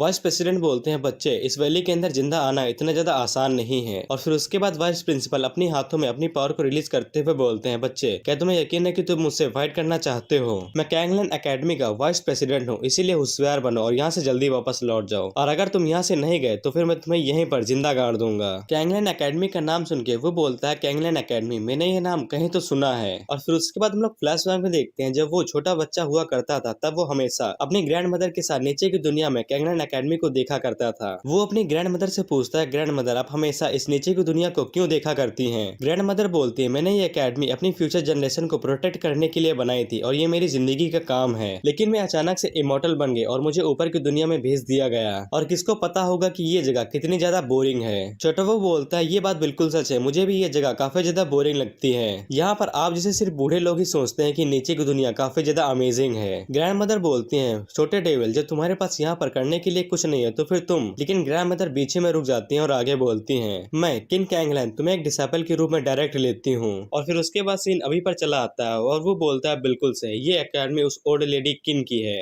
वाइस प्रेसिडेंट से बोलता है, तुम्हें क्या लगता है तुम खुद को क्या समझ रहे हो? तुम्हारी एकेडमी का प्रेसिडेंट भी मुझे सीनियर ब्रदर बुलाता है, जिससे प्रेसिडेंट काफी ज्यादा गुस्सा हो जाते हैं और अपने दोनों हाथों में अपनी पावर को रिलीज करते हुए बोलते हैं, एक छोटा सा रॉयल एकेडमी का प्रेसिडेंट हमारी कैंगलैंड एकेडमी और हमारे प्रेसिडेंट का मजाक उड़ा रहा है, यहाँ तक कि तुम्हारी इतनी हिम्मत भी नहीं, लेकिन फिर भी मैं तुम्हें जान से मार दूंगा। आज तुम्हें मेरे हाथों से कोई भी बचा नहीं सकता है। और फिर उसके बाद वो अपनी पावर्स का इस्तेमाल करते हुए बोलता है, ठीक है तुम जाकर उसे लेकर आओ, मैं यहीं पर बैठा देखता रहूंगा। और फिर उसके बाद वो अपनी पावर्स का इस्तेमाल करते हुए बेलो से एक सीट बना लेता है और उसी के ऊपर बैठ जाता है। और फिर उसके बाद वो वाइस प्रेसिडेंट से बोलता है, एक डिवाइन ऑब्जेक्ट को हमेशा एक गार्डियन बीस्ट जो कि काफी ज्यादा भयंकर होते हैं वो गार्ड करते हैं, और उस एल्जियर के पेड़ के अंदर एक गार्डियन बीस्ट होगा, अगर तुम उसे लेने जाओगे तो फिर वो तुम्हारे ऊपर अटैक कर देगा। वाइस प्रेसिडेंट वो से बोलते हैं, तुम्हें मुझे वार्न करने की जरूरत नहीं है, भले ही वहाँ पर कोई गार्डियन बीस्ट हो, मैं उसे जान से मार दूंगा और उस एल्जियर को ले लूंगा, लेकिन अगर तुमने तब मुझे मारने की कोशिश की जब मैं उस गार्डियन बीस्ट से फाइट कर रहा हूँ तो फिर बहुत बुरा होगा। वो वाइस प्रेसिडेंट से बोलता है, तुम चिंता मत करो, तुम भले ही मर रहे हो तब भी मैं तुम्हारी मदद करने के लिए नहीं आऊंगा। और फिर उसके बाद वाइस प्रेसिडेंट अपनी पावर का इस्तेमाल करते हुए वहां पर हावी टोंग नाम का धनुष समन करते हैं और अपने डिसाइपल से बोलते हैं, डिसाइपल इस धनुष को पकड़ो। और फिर उसके बाद वो डिसाइपल उस धनुष को पकड़ता है और उसको लोड कर लेता है और प्रेसिडेंट से बोलता है, वाइस प्रेसिडेंट मैं रेडी हूँ। वो उस धनुष को देखकर बोलता है, ओ ये तो लेजेंडरी धनुष हावी टोंग धनुष है, इसे देखने से ऐसा लगता है कि तुम तैयारी के साथ आए हो। और फिर उसके बाद वाइस प्रेसिडेंट अपने डिसाइपल से बोलता है, मैं जाकर उस डिवाइन एल्जियर को लेकर आता हूँ और तुम मुझे डिफेंड करना जब वो बीस्ट मेरे ऊपर अटैक करेगा। और फिर उसके बाद वाइस प्रेसिडेंट उस पेड़ के ऊपर चढ़ जाते हैं और उस एल्जियर को पकड़ लेते हैं और बोलते हैं, ये गार्डियन बीस्ट तो बिल्कुल चूतिया है, मैंने इस एल्जियर को पकड़ लिया, भगवान ही मुझे इसको ले जाने से रोक नहीं सकते हैं। और फिर उसके बाद वाइस प्रेसिडेंट वो से बोलते हैं, क्या तुमने देखा ये एल्जियर अब मेरे साथ है और ये मेरा है। वो बोलता है, बहुत अच्छे वाइस प्रेसिडेंट, आप तो कमाल के हैं, आपने तो मेरा दिल ही जीत लिया। और फिर उसके बाद वाइस प्रेसिडेंट उस एल्जियर को तोड़ लेते हैं और वो बोलता है, ओल्ड मैन देखो वो आ रहा है। और फिर उसके बाद हम लोग देखते हैं उस एल्जियर के पेड़ के अंदर से एक मॉन्स्टर बाहर निकलता है जो कि वाइस प्रेसिडेंट से बोलता है, तुम्हारी हिम्मत कैसे हुई मेरा खजाना मुझसे चुराने की। और फिर उसके बाद वाइस प्रेसिडेंट अपने डिसाइपल से बोलते हैं, शूट करो। और फिर उसके बाद वो डिसाइपल उस बाण को उस मॉन्स्टर के ऊपर चला देता है और वाइस प्रेसिडेंट उस बाण को देखते हुए बोलता है, अगर इस धनुष का बाण तुम्हें लग गया तो फिर तुम पक्का मारे जाओगे। और फिर उसके बाद वो बाण जाकर सीधा उस मॉन्स्टर के मुंह के ऊपर लगता है और वहां पर एक बहुत बड़ा धमाका होता है। और फिर उसके बाद वाइस प्रेसिडेंट उस एल्जियर को लेके हुए नीचे उतरने लग जाते हैं और बोलते हैं, अब ये एल्जियर मेरा है, जल्दी से चलो अकेडमी चलते हैं और वहां पर वाइस प्रेसिडेंट को ये दे देते हैं। लेकिन तभी वाइस प्रेसिडेंट को अजीब सी फीलिंग महसूस होते हैं और हम लोग देखते हैं कि वो मॉन्स्टर दोबारा उठ जाता है और बोलता है, क्या तुम्हें वो हो जिसने मेरे एल्जियर को मुझसे चुराया है। और फिर उसके बाद वो मॉन्स्टर दहाड़ते हुए बोलता है, मरने के लिए तैयार हो जाओ। और उसकी दहाड़ इतनी ज्यादा पावरफुल होती है कि वाइस प्रेसिडेंट उसके साथ ही नीचे गिर जाते हैं। और वाइस प्रेसिडेंट बोलते हैं, मुझे इसके ऊपर यकीन नहीं हो रहा है कि ये गार्डियन बीस्ट एक 9th लेवल का मॉन्स्टर बन गया है जिसके पास ड्रैगन ब्लड लाइन भी है, और क्योंकि ये मॉन्स्टर क्रोकोडाइल की तरह दिखता है इसलिए मैं इसे क्रोकोडाइल बोलूंगा। वो उस क्रोकोडाइल को देखकर बोलता है, ये मॉन्स्टर तो उससे ज्यादा ताकतवर है जितना मैंने सोचा था। और फिर उसके बाद वो वाइस प्रेसिडेंट से बोलता है, ओल्ड मैन मैंने तुम्हें वार्न किया था, लेकिन क्या तुम अभी भी इस एल्जियर को लेना चाहते हो। और फिर उसके बाद वाइस प्रेसिडेंट उठते हैं और बोलते हैं, डिसाइपल अपनी पूरी ताकत से उस क्रोकोडाइल मॉन्स्टर के ऊपर अटैक करो। और वो पीछे मुड़कर हैरान हो जाता है और सोचता है, क्या ये अभी भी उसे लेने की कोशिश करेगा। और फिर उसके बाद वो डिसाइपल उस धनुष के अंदर 3-4 बाणों को एक साथ लोड करता है और उस मॉन्स्टर के ऊपर छोड़ देता है और वो सारे बाण सीधा उस मॉन्स्टर की तरफ जाने लग जाते हैं। और वाइस प्रेसिडेंट बोलते हैं, ऐसा हो ही नहीं सकता कि कोई इस पावरफुल डिवाइन बो के पावरफुल अटैक से बच सके, वो तो पक्का मारा जाएगा। और वो बोलता है, ये बिल्कुल यूजलेस है। और हम लोग देखते हैं कि जब वो बाण उस क्रोकोडाइल मॉन्स्टर के मुंह मुंह के ऊपर लगने वाले होते हैं, तभी और क्रोकोडाइल मॉन्स्टर अपनी पूंछ का इस्तेमाल करते हुए उन सारे बाणों को डिफीट कर देता है, जिससे वहां पर एक जहर की बाढ़ आ जाती है। और फिर उसके बाद वो क्रोकोडाइल मॉन्स्टर वाइस प्रेसिडेंट और डिसाइपल को घूर कर देखने लग जाता है, जिससे वाइस प्रेसिडेंट कांपने लग जाते हैं और बोलते हैं हम लोग जीत नहीं सकते हैं, जल्दी यहाँ से भागो। और फिर उसके बाद वो दोनों वहां से जाने लग जाते हैं और वो बोलता है कि इन क्लैंगलैंड काफी ज्यादा होशियार ओल्ड लेडी थी, लेकिन उसे हमेशा डर था कि कोई भी उसकी बुद्धिमत्ता को समझ नहीं पाएगा और ना ही पा पाएगा। और फिर उसके बाद वो अपना हाथ आगे बढ़ाता है और उस डिसाइपल से उसका धनुष छीन लेता है। वो डिसाइपल बोलता है मेरा धनुष कहाँ पर चला गया। और फिर उसके बाद वो उन दोनों से बोलता है तुम लोग बहुत बड़े बेवकूफ हो, क्या तुम लोग जानना चाहते हो कि इस डिवाइन वेपन की फुल पावर को अनलॉक कैसे किया जाता है? अगर तुम लोग इस वेपन को हमेशा नॉर्मल वेपन की तरह इस्तेमाल करोगे तो फिर इसकी फुल पावर अनलॉक कैसी होगी? और फिर उसके बाद वो अंगड़ाई लेते हुए अपनी कुर्सी से उठ जाता है और बोलता है बीस्ट मेरी बात सुनो, चलो हम लोग एक डील करते हैं। अगर तुम मुझे वो डिवाइन एल्जियर बड़े प्यार से दे देते हो तो फिर मैं तुम्हारी जिंदगी को बख्श दूंगा, क्योंकि मैं अभी जल्दी हूँ, मुझे मेरी प्यारी वाइफ को बचाने के लिए जाना है। जिससे वो क्रोकोडाइल हंसने लग जाता है और हंसते हुए वो से बोलता है वो डिवाइन एल्जियर मेरा है और उसे कोई भी रख नहीं सकता। और फिर उसके बाद वो क्रोकोडाइल मॉन्स्टर वो के ऊपर अपनी टेल से अटैक कर देता है। और फिर उसके बाद वो उस धनुष को लोड करते हुए बोलता है देखने से ऐसा लगता है कि तुम इस डील को एक्सेप्ट नहीं करोगे। वो डिसाइपल वो से बोलता है बच्चे मेरा धनुष मुझे वापस करो, ये हमारी एकेडमी का खजाना है, मुझे जल्दी से वो धनुष वापस करो जिससे कि हम यहाँ से भाग सकें। वो धनुष में बाण को लोड करते हुए बोलता है भागना ये जरूरी नहीं है, तुम बस अच्छे से देखो, ये वो रियल टेक्निक है जिसको उस ओल्ड लेडी ने पीछे छोड़ा है। और वो को उस धनुष का इस्तेमाल करते हुए देखकर वो दोनों हैरान हो जाते हैं और डिसाइपल बोलता है वो सच में इस धनुष को इस्तेमाल कर सकता है। वाइस प्रेसिडेंट बोलते हैं वो उस धनुष को इस्तेमाल ही नहीं बल्कि बिना एरो के इस्तेमाल कर रहा है। और फिर उसके बाद वो उस धनुष की पावर को इस्तेमाल करते हुए उस क्रोकोडाइल मॉन्स्टर के आसपास बहुत सारे पोर्टल्स खोल देता है जिसके अंदर से एरो निकलने वाले होते हैं। और फिर उसके बाद वो उस मॉन्स्टर से बोलता है मॉन्स्टर मुझे माफ कर दो, ये तुम्हारी गलती है, लेकिन आज तुम यहीं पर मरोगे। और फिर उसके बाद वो उस एरो को छोड़ते हुए बोलता है मेरी प्यारी वाइफ के लिए तुम्हारा मरना जरूरी है। वाइस प्रेसिडेंट हैरान होकर बोलते हैं ये इम्पॉसिबल है, इस धनुष का इस्तेमाल सिर्फ एक ही पर्सन कर सकता है जो कि हमारी एकेडमी का लिन जोंग है, लेकिन तुम इसका इस्तेमाल कैसे कर सकते हो? और फिर उसके बाद वाइस प्रेसिडेंट वो की तरफ देखते हुए सोचते हैं आखिर ये पर्सन है कौन। और फिर उसके बाद वो क्रोकोडाइल मॉन्स्टर वो के ऊपर चिल्लाते हुए अटैक कर देता है। और फिर उसके बाद वो उस एरो को छोड़ते हुए बोलता है लिटिल क्रोकोडाइल मॉन्स्टर तुम्हारा सेक्रीफाइस मेरी वाइफ के जरने के लिए काफी ज्यादा ग्रेटफुल होगा। और फिर उसके बाद वो उस एरो को छोड़ देता है। और वो जैसे उस एरो को छोड़ता है तो फिर उस क्रोकोडाइल मॉन्स्टर के ऊपर अनगिनत एरो से अटैक होता है, जिससे उस क्रोकोडाइल की बॉडी छोटे छोटे टुकड़ों में बढ़ जाती है, जिससे वो क्रोकोडाइल मॉन्स्टर वहीं पर मारा जाता है। वाइस प्रेसिडेंट वो की तरफ देखते हुए सोचते हैं ये अटैक तो किसी गॉड को भी मार सकता है। और फिर उसके बाद वो उस एल्जियर को उस पेड़ से तोड़ लेता है और बोलता है ठीक है मुझे ये मिल गया। और फिर उसके बाद वो आगे बोलता है इस बो ने मेरी फाइटिंग में काफी ज्यादा मदद की। और फिर उसके बाद वो उस बो को पीछे फेंक देता है और बोलता है मेरी वाइफ तुम इंतजार करो, मैं बस आ ही रहा हूँ। लेकिन वाइस प्रेसिडेंट वो से बोलते हैं तुम रुको, तुम्हें जाने के लिए अलाउ नहीं है। वो पीछे मुड़कर गुस्से से बोलता है क्या तुम अभी भी मुझसे ये एल्जियर छीनना चाहते हो? वाइस प्रेसिडेंट वो से बोलते हैं नहीं भाई तुम गलत समझ रहे हो, तुम्हारी पावर देखने के बाद मैं ऐसा कैसे कर सकता हूँ। और फिर उसके बाद वाइस प्रेसिडेंट वो से बोलते हैं लेकिन प्रॉब्लम ये है कि वो एल्जियर हमारी एकेडमी के फ्यूचर के लिए काफी ज्यादा जरूरी है, प्लीज मुझे कीमत बताओ कि तुम्हें क्या चाहिए उस एल्जियर के बदले में, हम तुम्हारे लिए कुछ भी करेंगे। और वो अपने मन के अंदर सोचता है ग्रैंड मदर किन मेरे लिए काफी ज्यादा फ्रेंडली थी और वो सबसे ज्यादा प्यारी भी थी, और शायद से मैं उनके लिए इन लोगों के ऊपर एक फेवर कर सकता हूँ। और फिर उसके बाद वो उन लोगों से बोलता है चलो ठीक है मुझे अपनी प्रॉब्लम बताओ। वाइस प्रेसिडेंट वो को बताते हैं कि हमारे प्रेसिडेंट पिछले 3 सालों से अकेले में कल्टीवेट कर रहे हैं, अब वो सिर्फ एक कदम दूर है एक इमॉर्टल बनने में। और क्योंकि हमारे प्रेसिडेंट उसी फैमिली से आते हैं जिस फैमिली से तुम्हारे मास्टर हैं, इसीलिए प्लीज वो एल्जियर हमें दे दो। और फिर उसके बाद वाइस प्रेसिडेंट वो के सामने झुकते हैं और उससे बोलते हैं प्लीज हमारी मदद करो हमारे प्रेसिडेंट को ऊपर की दुनिया में भेजने में। और वाइस प्रेसिडेंट की बातें सुन के वो जोरों से हंसने लग जाता है और हंसते हुए बोलता है वापस जाओ और अपने प्रेसिडेंट से कह देना कि उनका ऊपर की दुनिया में जाने का डिसीजन सबसे बड़ा बेवकूफी वाला है, और अगर वो एक बार ऊपर चले गए तो फिर उन्हें इस डिसीजन के ऊपर सिर्फ रिग्रेट होगा। और फिर उसके बाद वो पीछे मुड़ जाता है और वहां से जाते हुए बोलता है तुम चाहते हो कि मैं इस फालतू से डिसीजन के ऊपर अपनी वाइफ को बचाने का मौका छोड़ दूं। और फिर उसके बाद वो वहां से उड़ जाता है और जाते हुए बोलता है मैं अपनी वाइफ के लिए कुछ भी करूंगा। फिर उसके बाद अगला सीन बाइजो के घर का होता है और बाइजो के पास एक लेटर आया होता है की फैमिली की तरफ से, और बाइजो फाइट पर जाने के लिए अपने कपड़े बदल रही होती है, और बाइजो के कपड़े क्या ही पूछो।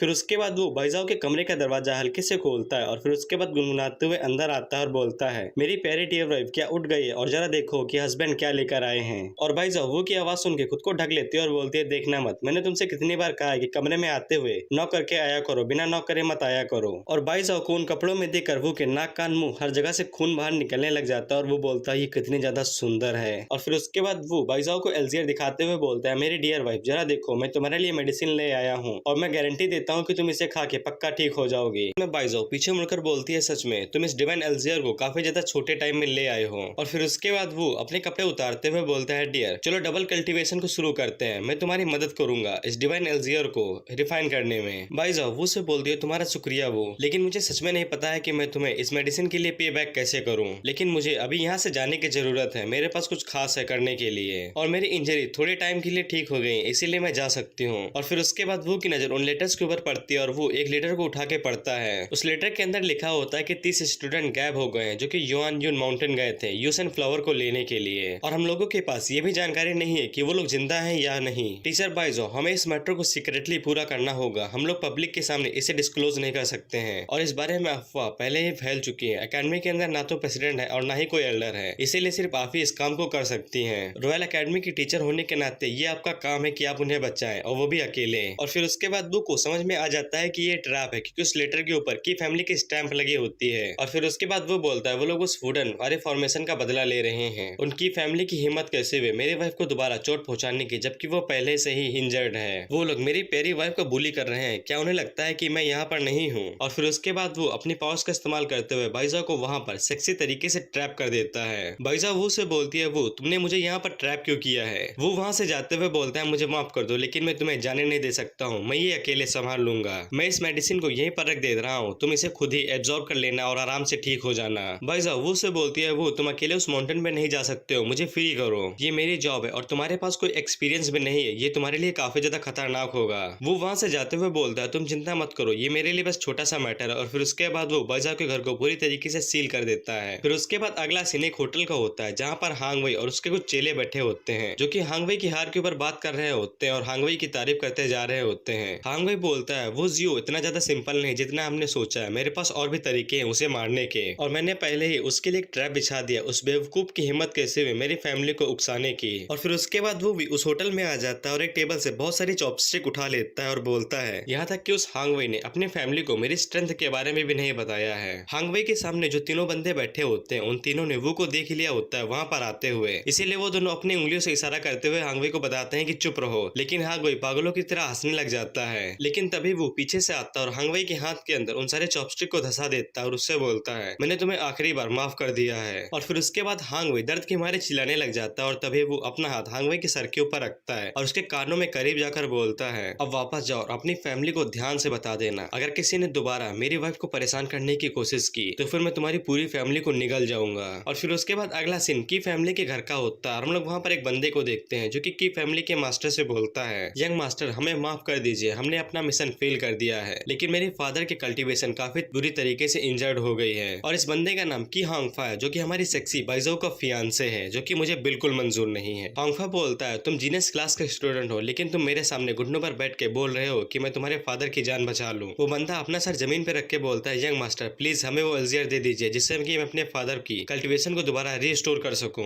मैं आपके लिए कुछ भी करूंगा, यहाँ तक कि मैं मरने के लिए भी तैयार हूँ। हांगफा बोलता है, ठीक है मैं तुम्हारे फादर को बचा लूंगा, लेकिन तुम्हें एक लड़के का नाम है जी वू, उसके साथ टीम अप करना है और फिर उसे अपने साथ युआनजू माउंटेन पर ले जाना है और उसे मार देना है। युआनजून माउंटेन का नाम सुन के वो बंदा घबरा जाता है और बोलता है, मैंने सुना है कि जो कोई भी अभी तक उस माउंटेन के ऊपर गया है वो जिंदा वापस नहीं आया है। हांगफा बोलता है, हालांकि मुझे ये नहीं पता है कि तुम वहाँ पर किस तरह का खतरा झेलोगे, लेकिन सिर्फ अपने फादर की इंजरी को हील करने के बारे में सोचो। और फिर उसके बाद हांगफा अपने पास से एक नाइफ निकालता है जिसकी ब्लेड पॉइजनेट होती है और उस नाइफ को उस लड़की को देते हुए बोलता है, इस ट्रिक का इस्तेमाल करो उस लड़की को मारने के लिए, अब मैं उस लड़की को अपनी ब्यूटीफुल फियांसे के आसपास दोबारा नहीं देखना चाहता हूँ। और जानते हो मुझे क्या लगता है, राइटर ने पक्का अपनी बीवी के साथ लड़ाई की होगी इसको ड्रॉ करने से पहले। फिर उसके बाद अगला सीन मिशन हॉल का होता है। मिशन हॉल एक ऐसी जगह है जहाँ पर एम्पायर के सारे मिशन दिए जाते हैं और जो कोई भी इन मिशन को पूरा करता है उसे एम्पायर की तरफ से रिवॉर्ड और बहुत सारे रिसोर्स मिलते हैं। फिर उसके बाद अगला सीन हॉल के अंदर का होता है। हॉल के अंदर एक लड़की होती है जो कि एकेडमी की कोई इंस्ट्रक्टर है। वो उन सारे स्टूडेंट से बोलती है, अगर तुम लोग इस एकेडमी से ग्रेजुएट होना चाहते हो तो फिर तुम लोगों को 10 इजी टास्क करने होंगे और 5 जुबान टास्क करने होंगे और 3 अर्थ और एक आखिर में हेवन टास्क करना होगा। और फिर उसके बाद तुम इस एकेडमी से ग्रेजुएट हो जाओगे और तुमको ये सारे टास्क 3 साल के अंदर करने होंगे। और यूसन फ्लावर हमारे माइंड को कल्टीवेट कराने के लिए जरूरी होते हैं, इसीलिए पूरे एम्पायर को उनकी जरूरत है। फिर उसके बाद एक बंदा बोलता है, ये टास्क काफी ज्यादा डिफिकल्ट है, हर कोई जानता है यूसन फ्लावर उस माउंटेन के ऊपर उगते हैं और जो कोई भी उस माउंटेन के ऊपर अब तक गया वो लौट कर वापस नहीं आया है। और मैंने तो ये भी सुना है कि एकेडमी ने टीचर बाइजाओ को वहाँ पर भेजा है इस मैटर के ऊपर इन्वेस्टिगेट करने के लिए। अब तुम सोच ही सकते हो कि ये सिचुएशन कितनी ज्यादा डेंजरस है कि उन्हें बाइजाओ टीचर को वहाँ पर भेजने की जरूरत पड़ गई। और फिर उसके बाद हम लोग यूसन फ्लावर के टास्क टास्क को देखते हैं जो कि 30,000 गोल्ड होते हैं और वो टास्क हेवनली लेवल का होता है। एक बंदा बोलता है ये टास्क काफी ज्यादा डिफिकल्ट है लेकिन इसका पैसा बहुत ज्यादा है, और एक बंदा वहां से जाते हुए बोलता है मैं खुद को मरवाना नहीं चाहता हूँ, लेकिन तभी उन लोगों के पीछे से एक हाथ आगे बढ़ता है और उस टास्क को ले लेता है। वो कौन है जो इस मिशन को ले रहा है? और फिर उसके बाद हम लोग वो को देखते हैं जिसने वो मिशन लिया होता है और वो बोलता है तुम लोगों की हिम्मत कैसे हुई मेरी वाइफ को इतने ज्यादा खतरे में डालने के लिए, वो भी सिर्फ एक तुच्छ से यूसेन फ्लावर के लिए। और फिर उसके बाद वो बोलता है एक सीक्रेट लेटर उन लोगों ने मेरी वाइफ के भेस भेजा, वो भी सिर्फ इस हेवनली मिशन को पूरा करने के लिए। अब मैं ये देख सकता हूँ कि उन लोगों ने ये जानबूझ के किया जिससे कि मेरी वाइफ को चोट पहुंचे।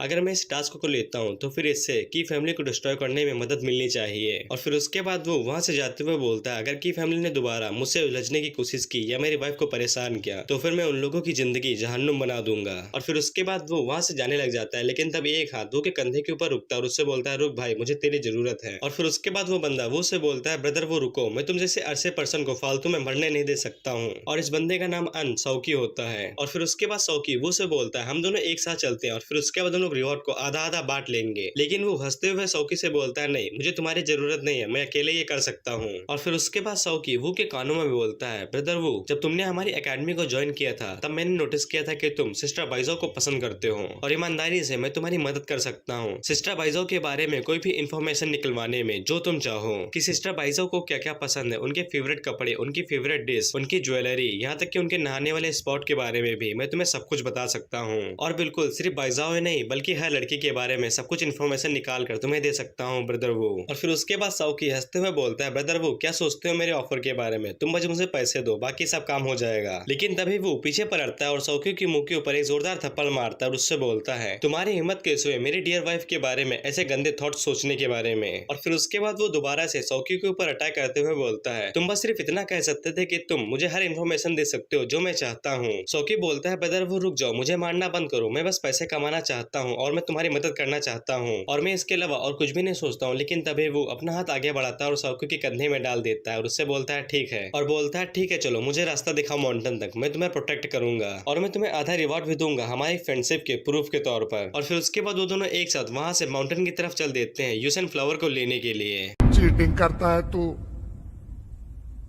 चीटिंग चीटिंग चीटिंग करता है तू।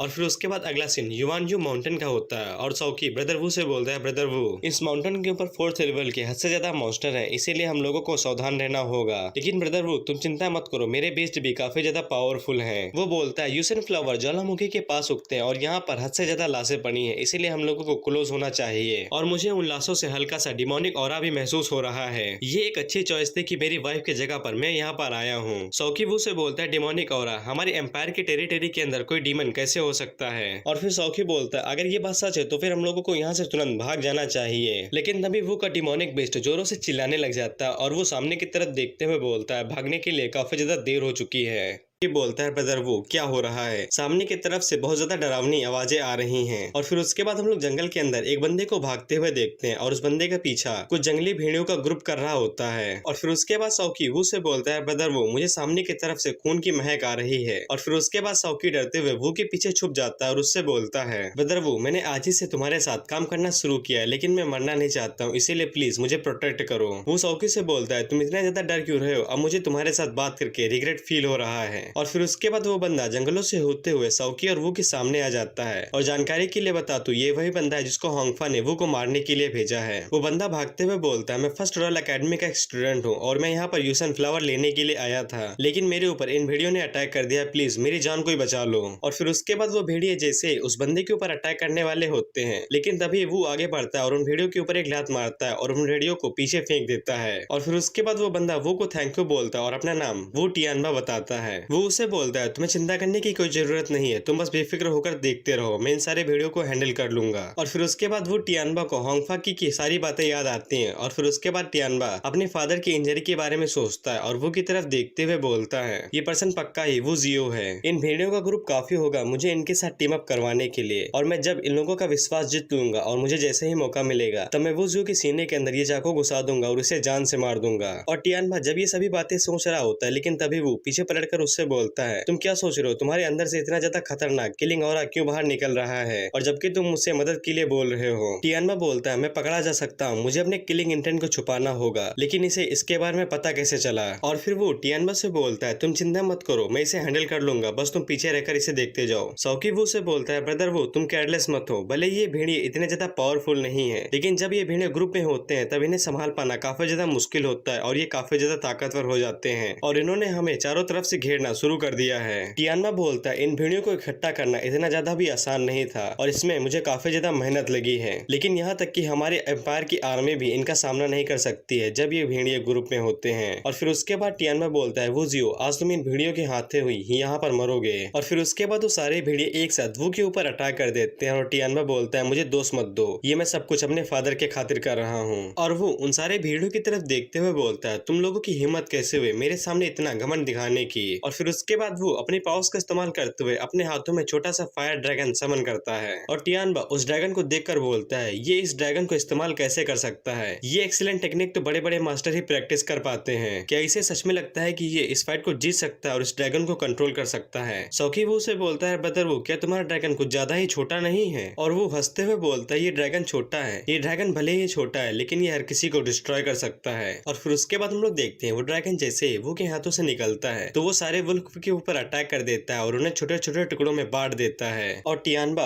वो की तरफ देखते हुए सोचता है, ये इतना ज्यादा पावरफुल कैसे हो सकता है, इसने सिर्फ एक ही बुलो में इन सारे वुल्फ को मार दिया और मुझे नहीं लगता है कि मैं इसे चोट भी पहुंचा सकता हूँ, और यहाँ तक कि होंगफा भी वो का कुछ भी नहीं उखाड़ सकता है। और फिर उसके बाद वो उन सारे वुल्फ को मारने के बाद बोलता है, प्रॉब्लम ठीक हो गई है, चलो चल के एजुएशन फ्लावर को लेने चलते हैं। और सौकी वो को गले लगाते हुए बोलता है, ब्रदर वो तुम काफी ज्यादा स्ट्रॉन्ग हो। और फिर उसके बाद सौकी वो के कंधे के अंदर हाथ डाल देता है और उससे बोलता है, मैंने तुम्हें चुन के बिल्कुल सही किया, अब वो रिवॉर्ड मेरा होगा, और ब्रदर वो मेरा विश्वास करो, मैं तुम्हारी मदद करूंगा तुम्हें और बाइजाओ को एक साथ अच्छी लाइफ दिलवाने में। और टियानमा वो की तरफ देखते हुए सोचता है, अब मैं क्या करूँ, क्या मुझे इसके ऊपर अभी अटैक करना चाहिए, लेकिन भले ही मैं इसके ऊपर स्नेक अटैक करूँ, लेकिन मुझे नहीं लगता है कि मैं इसका अपोनेंट हूँ, लेकिन मुझे इसे अभी ही करना होगा, अगर ये लोग माउंटेन के अंदर और ज्यादा गए तो फिर इनके ऊपर अटैक करना काफी ज्यादा मुश्किल हो जाएगा, कि होंगफा हमें कभी भी माफ नहीं करेगा अगर मैंने ये मिशन फेल कर दिया। और फिर टियानमा बोलता है, मुझे किसी भी कीमत पर ये करना होगा क्योंकि ये सब कुछ मैं अपने फादर के लिए कर रहा हूँ। और फिर उसके बाद टियानमा वो के ऊपर अटैक करते हुए बोलता है, मैं इसके ऊपर हजिस टेस्ट क्यों कर रहा हूँ, ये सब कुछ मैं अपने फादर के लिए कर रहा हूँ। और फिर उसके बाद टियानमा वो के ऊपर अटैक करते हुए बोलता है, सॉरी वूजियो, लेकिन मैं ये सब कुछ अपने फादर की खातिर कर रहा हूँ। लेकिन इससे पहले हम लोगों को टियानमा की स्टोरी के बारे में बताया जाता है। हम लोग देखते हैं कि टियानमा का रिजल्ट आया होता है और उसके फादर टियानमा का रिजल्ट देखकर काफी ज्यादा खुश हो गए होते हैं, क्योंकि टियानमा को फर्स्ट रॉयल अकेडमी के अंदर एडमिशन मिल गया होता है, वो भी जीनियस क्लास के अंदर। और टियानमा के फादर बोलते हैं, अब हमारी फैमिली को और ज्यादा दिक्कतें झेलने की जरूरत नहीं पड़ेगी, हम लोग भी कैपिटल के अंदर जाके रह सकते हैं। लेकिन टियानमा अपने फादर से बोलता है, सपने देखना बंद कर दीजिए फादर, हम लोग कभी भी अकेडमी की ट्यूशन फीस नहीं भर पाएंगे, इससे कोई भी फर्क नहीं पड़ता है कि हम लोग कितनी ज्यादा मेहनत करते हैं, लेकिन कैपिटल हम जैसे गरीब लोगों को कभी भी स्वीकार नहीं करेगा। लेकिन जिस तरह के हर किसी के फादर होते हैं उसी तरह से टियानमा के फादर भी टियानमा से बोलते हैं, मेरे बच्चे तुम चिंता मत करो, मैं तुम्हारे लिए किसी भी कीमत पर तुम्हारी ट्यूशन फीस भर दूंगा, हम लोग पक्का यहाँ से उस गर्म कैपिटल के अंदर शिफ्ट हो जाएंगे। और फिर उसके बाद टियानमा के फादर होंगफा की के पास गए होते हैं मदद मांगने के लिए, और पैसों के बदले में टियानमा के फादर की होंगफा से बोलते हैं कि वो जिंदगी भर उनकी गुलामी करेंगे उन पैसों के अदा करने के लिए। लेकिन की होंगफा टियानमा के फादर के ऑफर को लेने से मना कर देता है और टियानमा के रिजल्ट को भी साथ ही साथ जला देता है। और फिर उसके बाद टियानमा के फादर टियानमा के रिजल्ट को लेने के लिए आगे बढ़ते हैं, क्योंकि अगर वो रिजल्ट फट गया तो फिर टियानमा कभी भी अकेडमी के अंदर एडमिशन नहीं ले सकता है। लेकिन तभी एक लड़की आगे बढ़ती है और टियानमा के फादर के ऊपर अपनी किक से मारती है और उससे बोलती है, तुम्हारी हिम्मत कैसे हुई इतना बेकार सा ऑफर यहाँ पर लाने की, क्या तुम्हें पता भी है कि फैमिली के अंदर 1000 से भी ज्यादा नौकर हैं। और की होंगफा टियानमा के फादर से बोलते हैं, टियानमा तुम्हें कोई भी पैसा नहीं मिलेगा मेरी तरफ से, और जब तक मेरी की फैमिली यहाँ पर है कोई दूसरी फैमिली भी जरूरत नहीं करेगी तुम्हें एक फूटी कौड़ी देने की। ट्यूशन फीस एक ऐसा तरीका है जिससे तुम जैसे कचड़े लोग यहाँ से बाहर रहते हैं, तुम जैसे लोगों का मेरे पास होने से मैं बीमार पड़ जाता हूँ। और फिर उसके बाद की होंगफा अपनी लड़कियों से बोलता है, जाओ और इस बूढ़ों के टुकड़े टुकड़े कर दो, इसे कभी भी दोबारा कल्टीवेट करने लायक मत रखना।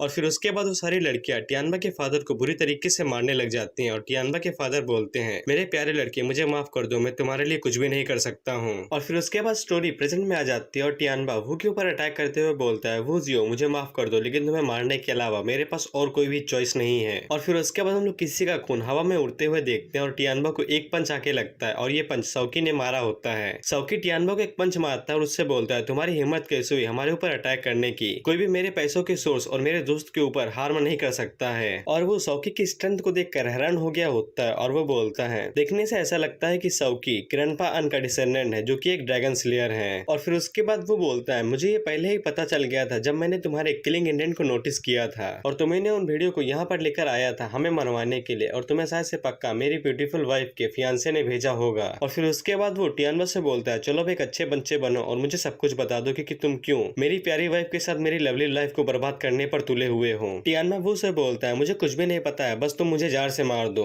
वो टियानबा से बोलता है चलो ठीक है अगर तुम बताना नहीं चाहते हो तो फिर मेरे पास और भी तरीके हैं मेरा आंसर लेने के लिए। और फिर उसके बाद वो सोल सर्च टेक्निक का इस्तेमाल करता है और वो टियानबा की सारी मन की बात पढ़ लेता है और सब कुछ जान लेता है कि उसको की हांगफा ने भेजा था और टियानबा की मजबूरी थी वो के ऊपर अटैक करने का। और फिर उसके बाद वो बोलता है मेरी वाइफ का फियांसे तो कुछ ज्यादा ही कमीना है, वो कैसे किसी को ऑर्डर दे सकता है ऐसा कुछ करने के लिए। और फिर उसके बाद वो टियानबा से बोलता है तुम्हें भले ही फोर्स किया गया था लेकिन तुमने फिर भी मुझे मारने की कोशिश की है। और फिर वो टियानबा के सर के ऊपर एक फिंगर फ्लिक मारता है और उससे बोलता है ये छोटी सी पनिशमेंट तुम्हारे लिए काफी होगी। और फिर वो पीछे घूम जाता है और उससे बोलता है चलो चलकर यूजन फ्लावर को कलेक्ट करते हैं और तुम्हें कि हांगफा के ऊपर भरोसा करने की जरूरत नहीं है, मैं तुम्हारे फादर को हील कर दूंगा। इसकी वजह से टियानबा काफी ज्यादा खुश हो जाता है और पूछता है क्या तुम सच में मेरे फादर को हील कर सकते हो? सौकी टियानबा से बोलता है तुम विश्वास करो बदर वो ऐसा कुछ नहीं है जो कि वो नहीं कर सकते हैं। चलो युहान वो माउंटेन के ऊपर चलते हैं और अपने मिशन को खत्म करते हैं। युहान जो माउंटेन के नाम सुन के टियानबा काफी ज्यादा घबरा जाता है और बोलता है और फिर टियानबा वो से बोलता है वो तुम्हें सिर्फ हो जो मेरे फादर को हील कर सकते हो और क्योंकि तुम मेरे ऊपर एहसान कर रहे हो इसीलिए मैं तुम्हें एडवाइस देना चाहता हूँ कि तुम्हें वहाँ पर नहीं जाना चाहिए। कि हांगफा ने पहले इस एरिया को चेक कर लिया और ये जगह काफी ज्यादा खतरनाक है। इस एरिया के अंदर 1000 से भी ज्यादा मॉन्स्टर है और हम लोग जैसे जैसे अंदर जाते जाएंगे वो मॉन्स्टर भी लगातार ताकतवर होते जाएंगे। हम लोग कभी भी युआनजुन माउंटेन से कभी जिंदा वापस नहीं आ सकेंगे। लेकिन वो अपने फायर ड्रैगन को दोबारा से समन करता है और उससे बोलता है हाँ, मुझे लगा था कि ये मैटर कुछ ज्यादा सीरियस होगा। और फिर उसके बाद वो अपने फायर ड्रैगन को आगे भेजता है और उससे बोलता है फायर ड्रैगन जाओ और हमारे रास्ते को क्लियर कर दो। और फिर उसके बाद वो छोटा सा फायर ड्रैगन जैसे उन मॉन्स्टर के बीच में पहुंचता है तो वो सारे मॉन्स्टर छोटे से ड्रैगन को देखकर हंसने लग जाते हैं। लेकिन तभी वो छोटा सा फायर ड्रैगन अपने जलवे दिखाता है और पूरे रास्ते को एक ही झटके में क्लियर कर देता है। और टियानबा अपने मन के अंदर सोचता है वो जियो तुम इतने ज्यादा पावरफुल कैसे हो सकते हो?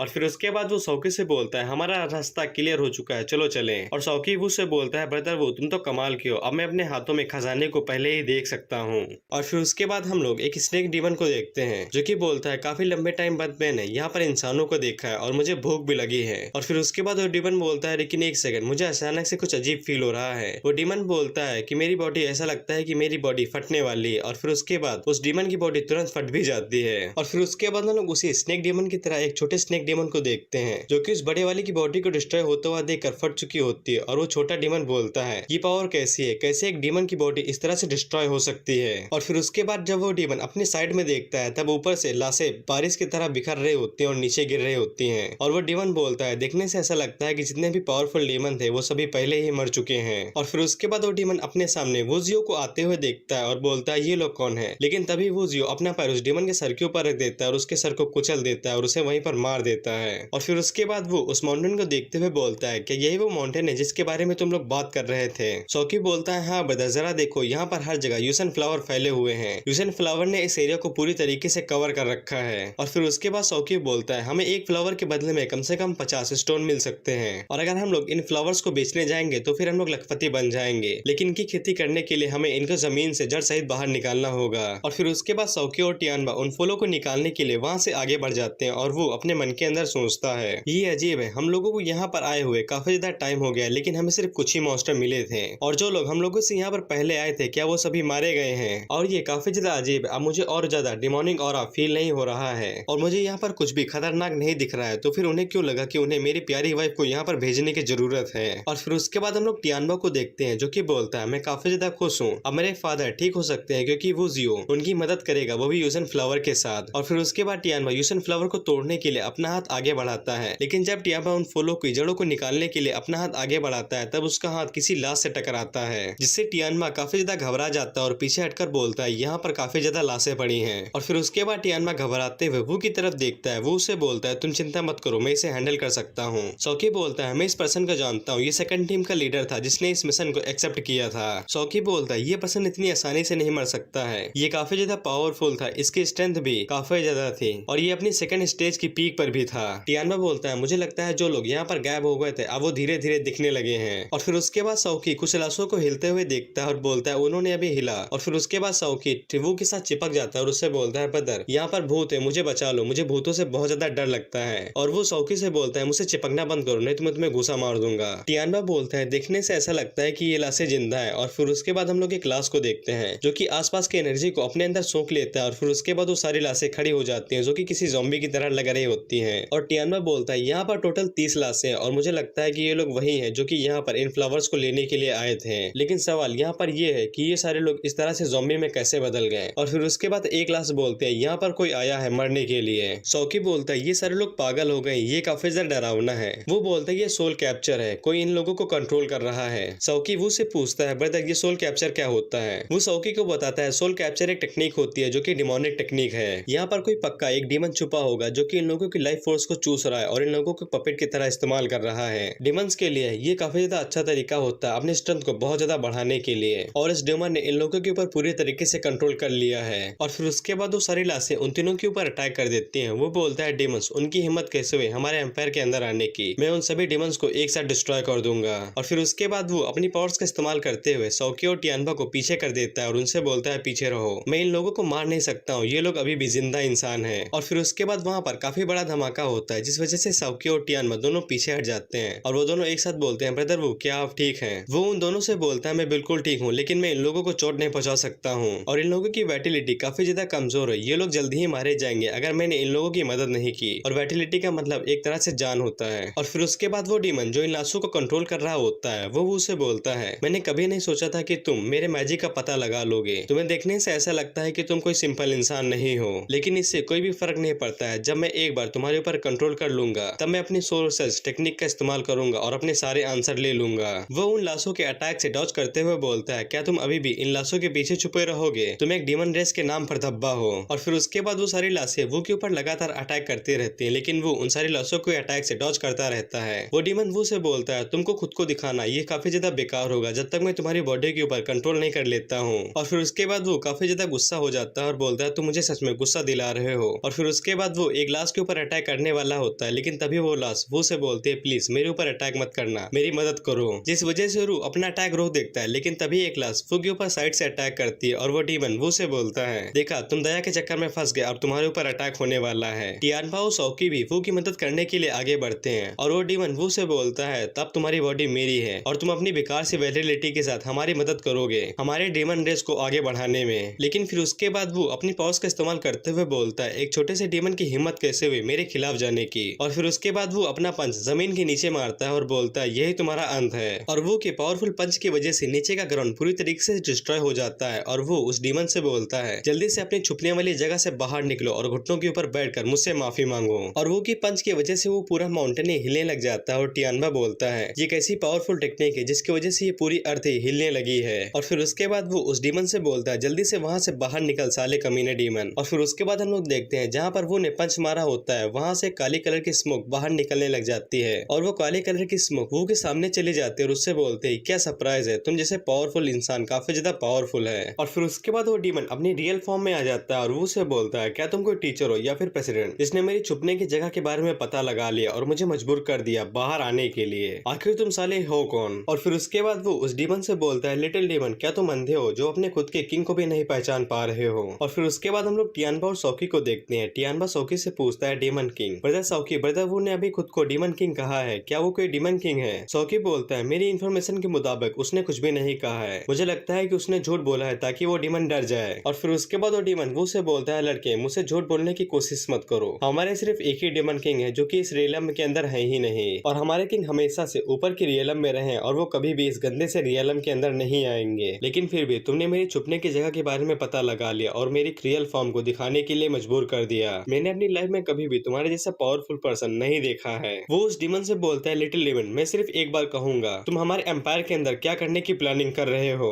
मुझे सब कुछ जल्दी बताओ क्योंकि मुझे अपनी डियर वाइफ के पास वापस भी जाना है। लेकिन वो डीमन हंसते हुए वो से बोलता है छोटा डीमन तुम मुझे छोटा डीमन कह रहे हो, लड़के तुम्हारे पास कुछ स्किल्स होंगे लेकिन तुम मुझे कभी भी डरा नहीं सकोगे और अब मैं तुम्हें दिखाता हूँ कि हमारे डीमन क्लैन की क्या ही पावर है। और फिर उसके बाद वो डीमन वहाँ पर जितने भी यूसन फ्लावर्स होते हैं उन सभी की पावर को अपने अंदर एब्जॉर्ब कर करने लग जाता है, जिसकी वजह से बेचारा सौकी रोने लग जाता है और बोलता है साले डीमन तुम्हारी हिम्मत कैसे हुई मेरे यूजन फ्लावर को लेने के लिए, अब मैं गरीब हो जाऊंगा। और फिर उसके बाद वो डीमन वो के ऊपर अटैक कर देता है और वो उसे बोलता है तुम्हें मेरी सीक्रेट प्लान के बारे में पता चल जाएगा जब मैं तुम्हारी बॉडी को खा लूंगा। और वो उस डीमन से बोलता है अगर तुम कुछ भी नहीं कहना चाहते हो तो फिर बस तुम मरो। और फिर उसके बाद वो अपनी पावर्स का इस्तेमाल करता है, जिससे वो डीमन जहाँ पर खड़ा होता है वहीं पर से कुछ ज्यादा बेलें निकलती हैं जो कि इस डीमन की बॉडी के अंदर धंस जाती हैं और उस डीमन को वहीं पर मार देती हैं। और फिर उसके बाद वो अपना सर पकड़ लेता है और बोलता है क्या सरदर्द है, एक छोटा सा डीमन अपने खुद के किंग को ही नहीं पहचान पा रहा है। अब मैं वापस जाकर अपनी प्यारी वाइफ से क्या कहूंगा कि मेरे खुद के लोग ही मुझे पहचान नहीं पा रहे हैं। और फिर उसके बाद हम लोग सौकी को देखते हैं जिसकी भाई आत्मा जल चुकी होती है क्योंकि उस डीमन ने सौकी के फ्लावर को इस्तेमाल किया होता है। और फिर उसके बाद सौकी वो की एक बेल को पकड़ लेता है और उस बेल से उस डीमन के ऊपर मारते हुए बोलता है साले डीमन तेरी हिम्मत कैसे हुई मेरे यूसन फ्लावर को इस्तेमाल करने की, अब मेरे सारे पैसे चले जाएंगे। और टियानबा सौकी से बोलता है ब्रदर सौकी प्लीज रुक जाइए, यहाँ पर अभी बहुत सारे यूसन फ्लावर पड़े हुए हैं, लेकिन चलो सबसे पहले इस डीमन को पकड़ते हैं और फिर उसके बाद हमें एकेडमी को इन सब चीजों के बारे में बताना भी होगा। लेकिन तभी वो डीमन दोबारा से जिंदा हो जाता है क्योंकि वो अभी तक वो के अटैक से मरा नहीं होता है। और वो डीमन सौकी और टियानबा से बोलता है तुम जैसे बेकार से ह्यूमन मुझे से डीमन को पकड़ना चाहते हैं। और फिर उसके बाद वो डीमन वो से बोलता है अब टाइम आ गया है तुम लोगों को अपनी असली पावर दिखाने का। और वो उस पावर को देखकर बोलता है ये दोबारा से सोल कैप्चर का इस्तेमाल कर रहा है। और फिर उसके बाद हम लोग देखते हैं कि वो डीमन सोल कैप्चर टेक्निक का इस्तेमाल करते हुए टियानबा और सौकी की बॉडी के ऊपर कब्जा कर लेता है। वो डीमन बोलता है सोल कैप्चर टेक्निक हमारी डेमोनिक टेक्निक में सबसे ज्यादा बेस्ट है। डीमन और हमारे दुश्मन की बॉडी के अंदर घुसता है और उसके लाइफ फोर्स को चूसने लग जाता है और उसे ताकत में बदल देता है। और फिर उसके बाद हम लोग सौकी को देखते हैं, उसके अंदर हल्की सी जान बची होती है तो वो से बोलता है ब्रदर वो प्लीज मुझे बचा लो।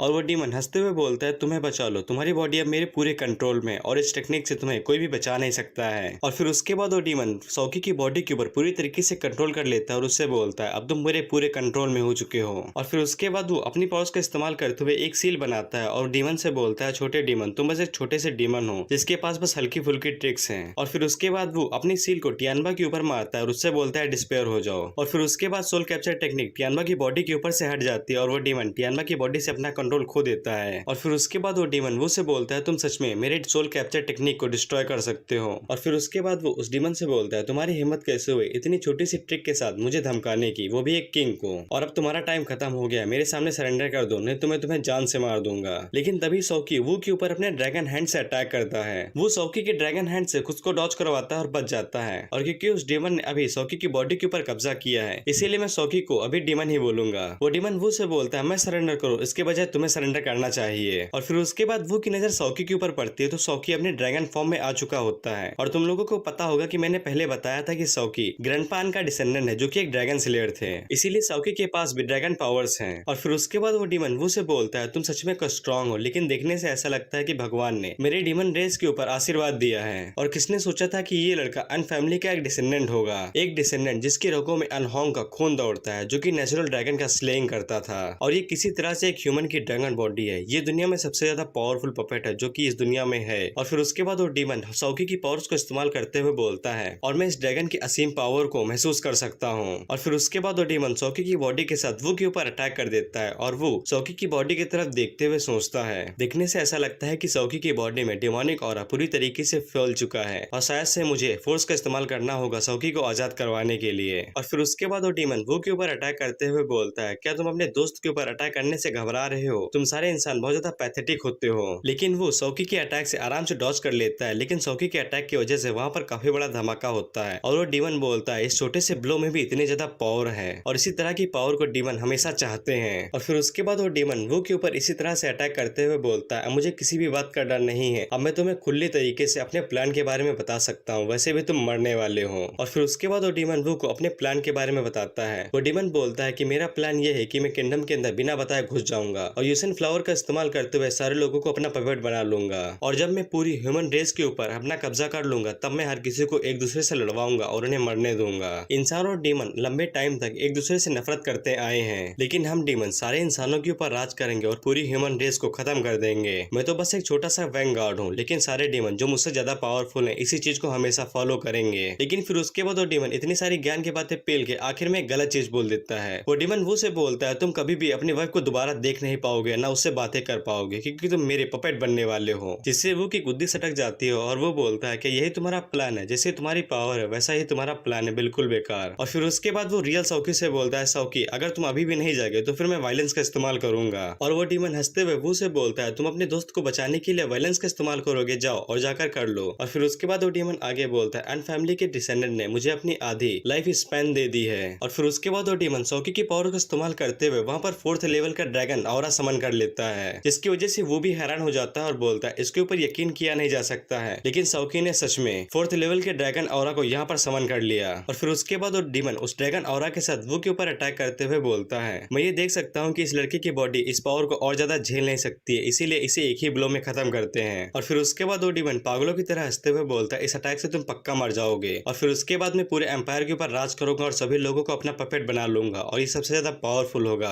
और फिर उसके बाद वो सौकी के मुंह के ऊपर एक जोरदार थप्पड़ मारता है और उससे बोलता है मैंने तुम्हें पहले बहुत ज्यादा टाइम दे दिया माफी मांगने का, लेकिन क्या तुम अब मुझसे सच में फाइट करोगे? और तुम कब से अपने स्टूपिड आइडिया के बारे में खुद से ही बात करे जा रहे हो, जल्दी से उठ साले, नहीं तो मैं तुझे और मारूंगा। जिससे वो डीमन भी हैरान हो जाता है और वो डीमन बोलता है साले ने मुझे कैसे मार दिया, मैं तो उसे मारने वाला था। और वो के थप्पड़ के साथ ही सौकी का 4th लेवल का ड्रैगन ऑरा भी खत्म हो जाता है। और फिर उसके बाद वो अपने हाथ के ऊपर फूंक मारते हुए बोलता है सौकी तुम्हारी बॉडी तो कुछ ज्यादा ही हार्ड हो गई, यहाँ तक कि मेरा हाथ भी दर्द करने लगा। और फिर उसके बाद सौकी खांसते हुए अपने मुंह से खून की उल्टी करता है और वो डीमन बोलता है तुम इतने ज्यादा पावरफुल क्यों हो? और फिर उसके बाद वो डीमन एक ट्रिक खेलते हुए सौकी के रूम में वो से बोलता है ब्रदर वूजियो मैं सच में इसे और ज्यादा झेल नहीं सकता हूँ, देखने से ऐसा लगता है कि मैं इस बार सच में मरने वाला हूँ। और फिर उसके बाद वो अपनी बेलों से सौकी के ऊपर अटैक करते हुए बोलता है लिटिल डीमन अगर तुम इस तरह के ट्रिके खेलोगे तो फिर तुम पक्का मरोगे, क्योंकि वो ने पता लगा लिया कि सौकी के रूम में वो डीमन वो से बात कर रहा है। और फिर उसके बाद वो अपनी बेलों को उस डीमन की बॉडी के आर पार कर देता है और वो डीमन बोलता है ऐसा नहीं हो सकता, मैं यहाँ पर मर नहीं सकता हूँ, मैं अपने मिशन को खत्म करे बिना यहाँ पर मर नहीं सकता हूँ, मैंने तो अभी तक अकेडमी के ऊपर भी अटैक नहीं किया है, मुझे उस मिशन को खत्म करना होगा जो मेरे सुपीरियर्स ने मुझे दिया है। और फिर उसके बाद वो डीमन उस ज्वालामुखी को देखते हुए बोलता है शायद से मुझे इमरजेंसी प्लान का इस्तेमाल करना होगा, क्योंकि मेरे पास अब और कोई भी चॉइस नहीं बची है। और फिर उसके बाद वो डीमन सौकी की बॉडी और 2-3 लाशों को अपने साथ ले लेता है और उस ज्वालामुखी की तरफ चल देता है। और उस ज्वालामुखी की तरफ जाते हुए वो से बोलता है तुम इंसानों ने हम डीमंस को बहुत ज्यादा हल्के में ले लिया। और फिर उसके बाद वो डीमन वो से बोलता है वूजियो तुम भले ही पावरफुल हो, लेकिन चलो देखते हैं कि तुम इस बार मुझे कैसे रोकते हो। और वो उस डीमन की तरफ देखते हुए सोचता है ये डीमन उस वोल्केनो की तरफ क्यों जा रहा है। और फिर उसके बाद वो बोलता है क्या ये डीमन इस माउंटेन के मैग्मा को इस्तेमाल करना चाहता है। और जानकारी के लिए बता दो कि मैग्मा भी एक तरह की फॉर्म होती है जैसे कि सॉलिड, लिक्विड और वाटर होता है, लेकिन इस कॉमिक के अंदर मैग्मा को एक पावरफुल सोर्स की तरह इस्तेमाल किया जाएगा। और फिर उसके बाद वो डीमन चिल्लाते हुए उस मैग्मा की तरफ जाते हुए बोलता है हमारी डीमननेस इमॉर्टल है और हमारी डीमननेस लंबे सालों तक जीती रहेगी। और फिर उसके बाद वो डीमन सीधा उस वोल्केनो के अंदर घुस जाता है और बहुत बड़ा धमाका होता है, जिससे उस वोल्केनो के अंदर एरप्टिक रिएक्शन शुरू हो जाते हैं और वो वोल्केनो फट जाता है और उसके अंदर से लावा बाहर निकलने लग जाता है। और फिर उसके बाद वो डीमन पागलों की तरह हंसते हुए वो से बोलता है वूजियो तुम कभी भी जीत नहीं सकते हो, भले ही तुम बहुत ज्यादा पावरफुल हो, लेकिन तुम इतने ज्यादा पावरफुल नहीं हो कि इस हजारों साल पुराने मैग्मा को रोक सको। हमारे डीमंस के एल्डर ने इस प्लान को ब्लैकअप प्लान की तरह बनाया था कि अगर हमारा मेन प्लान फेल हो जाता है तब हम इसका इस्तेमाल करेंगे, और जब ये मैग्मा तुम्हें हरा देगा फिर उसके बाद ये मैग्मा एकेडमी को भी डिस्ट्रॉय कर देगा जो कि इस पहाड़ के बिल्कुल नीचे है। और अगर भगवान की दया रही तब ये मैग्मा 1 घंटे के अंदर कैपिटल सिटी के अंदर भी पहुंच जाएगा, और फिर उसके बाद मैं तुम्हें चिल्लाते हुए देखूंगा और सारे लोगों को जलते हुए देखकर मजे लूंगा। और फिर उसके बाद वो बोलता है ये साला तो कैपिटल को डिस्ट्रॉय करना चाहता है, तो फिर इसका मतलब ये होगा कि कैपिटल के अंदर जितने भी सुंदर लड़कियां वो सभी मर जाएंगी। और वो डीमन वो के परेशान चेहरे को देखकर बोलता है क्या तुम शौक हो गए हो, क्या तुम्हें पता चल गया है कि तुम इसके सामने कुछ भी नहीं कर सकते हो और ना ही तुम्हारी कोई औकात है। लेकिन वो अपनी प्यारी वाइफ के बारे में सोचते हुए बोलता है यहाँ तक कि मेरी प्यारी वाइफ को भी चोट लग सकती है, और अब मुझसे मत पूछना कि बगजों के हेयर और आंखों का कलर चेंज क्यों हो गया पिंक से, क्योंकि इसमें मेरी कोई गलती नहीं, राइटर को गाली दो जाके। और फिर उसके बाद वो गुस्से से अपने डिमोनिक ऑरा को रिलीज करते हुए बोलता है इससे कोई भी फर्क नहीं पड़ता है कि पूरी कैपिटल सिटी डिस्ट्रॉय हो जाती है या फिर पूरा एम्पायर डिस्ट्रॉय हो जाता है, लेकिन अगर तुमने मेरी प्यारी लड़कियों को छूने की कोशिश की या फिर उन्हें चोट पहुंचाने की कोशिश की। और वो डीमन वो के डिमोनिक ऑरा को देखकर हैरान हो जाता है और बोलता है ये तो डिमोनिक ऑरा है, लेकिन इसके पास ये कैसे हो सकता है। और फिर उसके बाद वो अपने अवतार को समन करते हुए बोलता है तो फिर मैं तुम्हें इतना ज्यादा तड़पाऊंगा कि तुम्हें मौत भी रास नहीं आएगी। और फिर उसके बाद वो अपने अवतार को समन कर लेता है और उस डीमन से बोलता है तो फिर मैं तुम्हारे सोल को इतना ज्यादा तड़पाऊंगा कि तुमने सोचा भी नहीं होगा। और वो डीमन वो के डिमोनिक अवतार को देखकर हैरान हो जाता है और बोलता है ये तो सच में हमारे किंग की पावर है, कि ये सच में हमारे किंग है। और फिर उसके बाद वो डीमन सौकी की बॉडी को छोड़ के अपने घुटनों पर आ जाता है और उससे बोलता है इस छोटे डीमन ने आपको पहचान लिया है हमारे किंग, प्लीज हमारे महान डीमन किंग इस छोटे से नौकर को माफ कर दीजिए, इसने जो कुछ भी किया है। लेकिन दूसरी तरफ वो का पाला चढ़ा होता है और वो उस डीमन से बोलता है तुमने अभी पहले क्या कहा था कि मैं इस मैग्मा को रोक नहीं पाऊंगा। और फिर उसके बाद वो अपने अवतार का इस्तेमाल करते हुए उस डीमन से बोलता है अपनी आंखें खोलो और मुझे देखो। कि ये स्ट्रॉन्गेस्ट डीमन किंग कैसे इस मैग्मा को रोकता है। और फिर उसके बाद वो अपने अवतार का इस्तेमाल करते हुए उस पूरे ग्राउंड को ही बीच से फाड़ देता है। और फिर उसके बाद वो उस डीमन से बोलता है वापस जाओ जहाँ से तुम आए हो।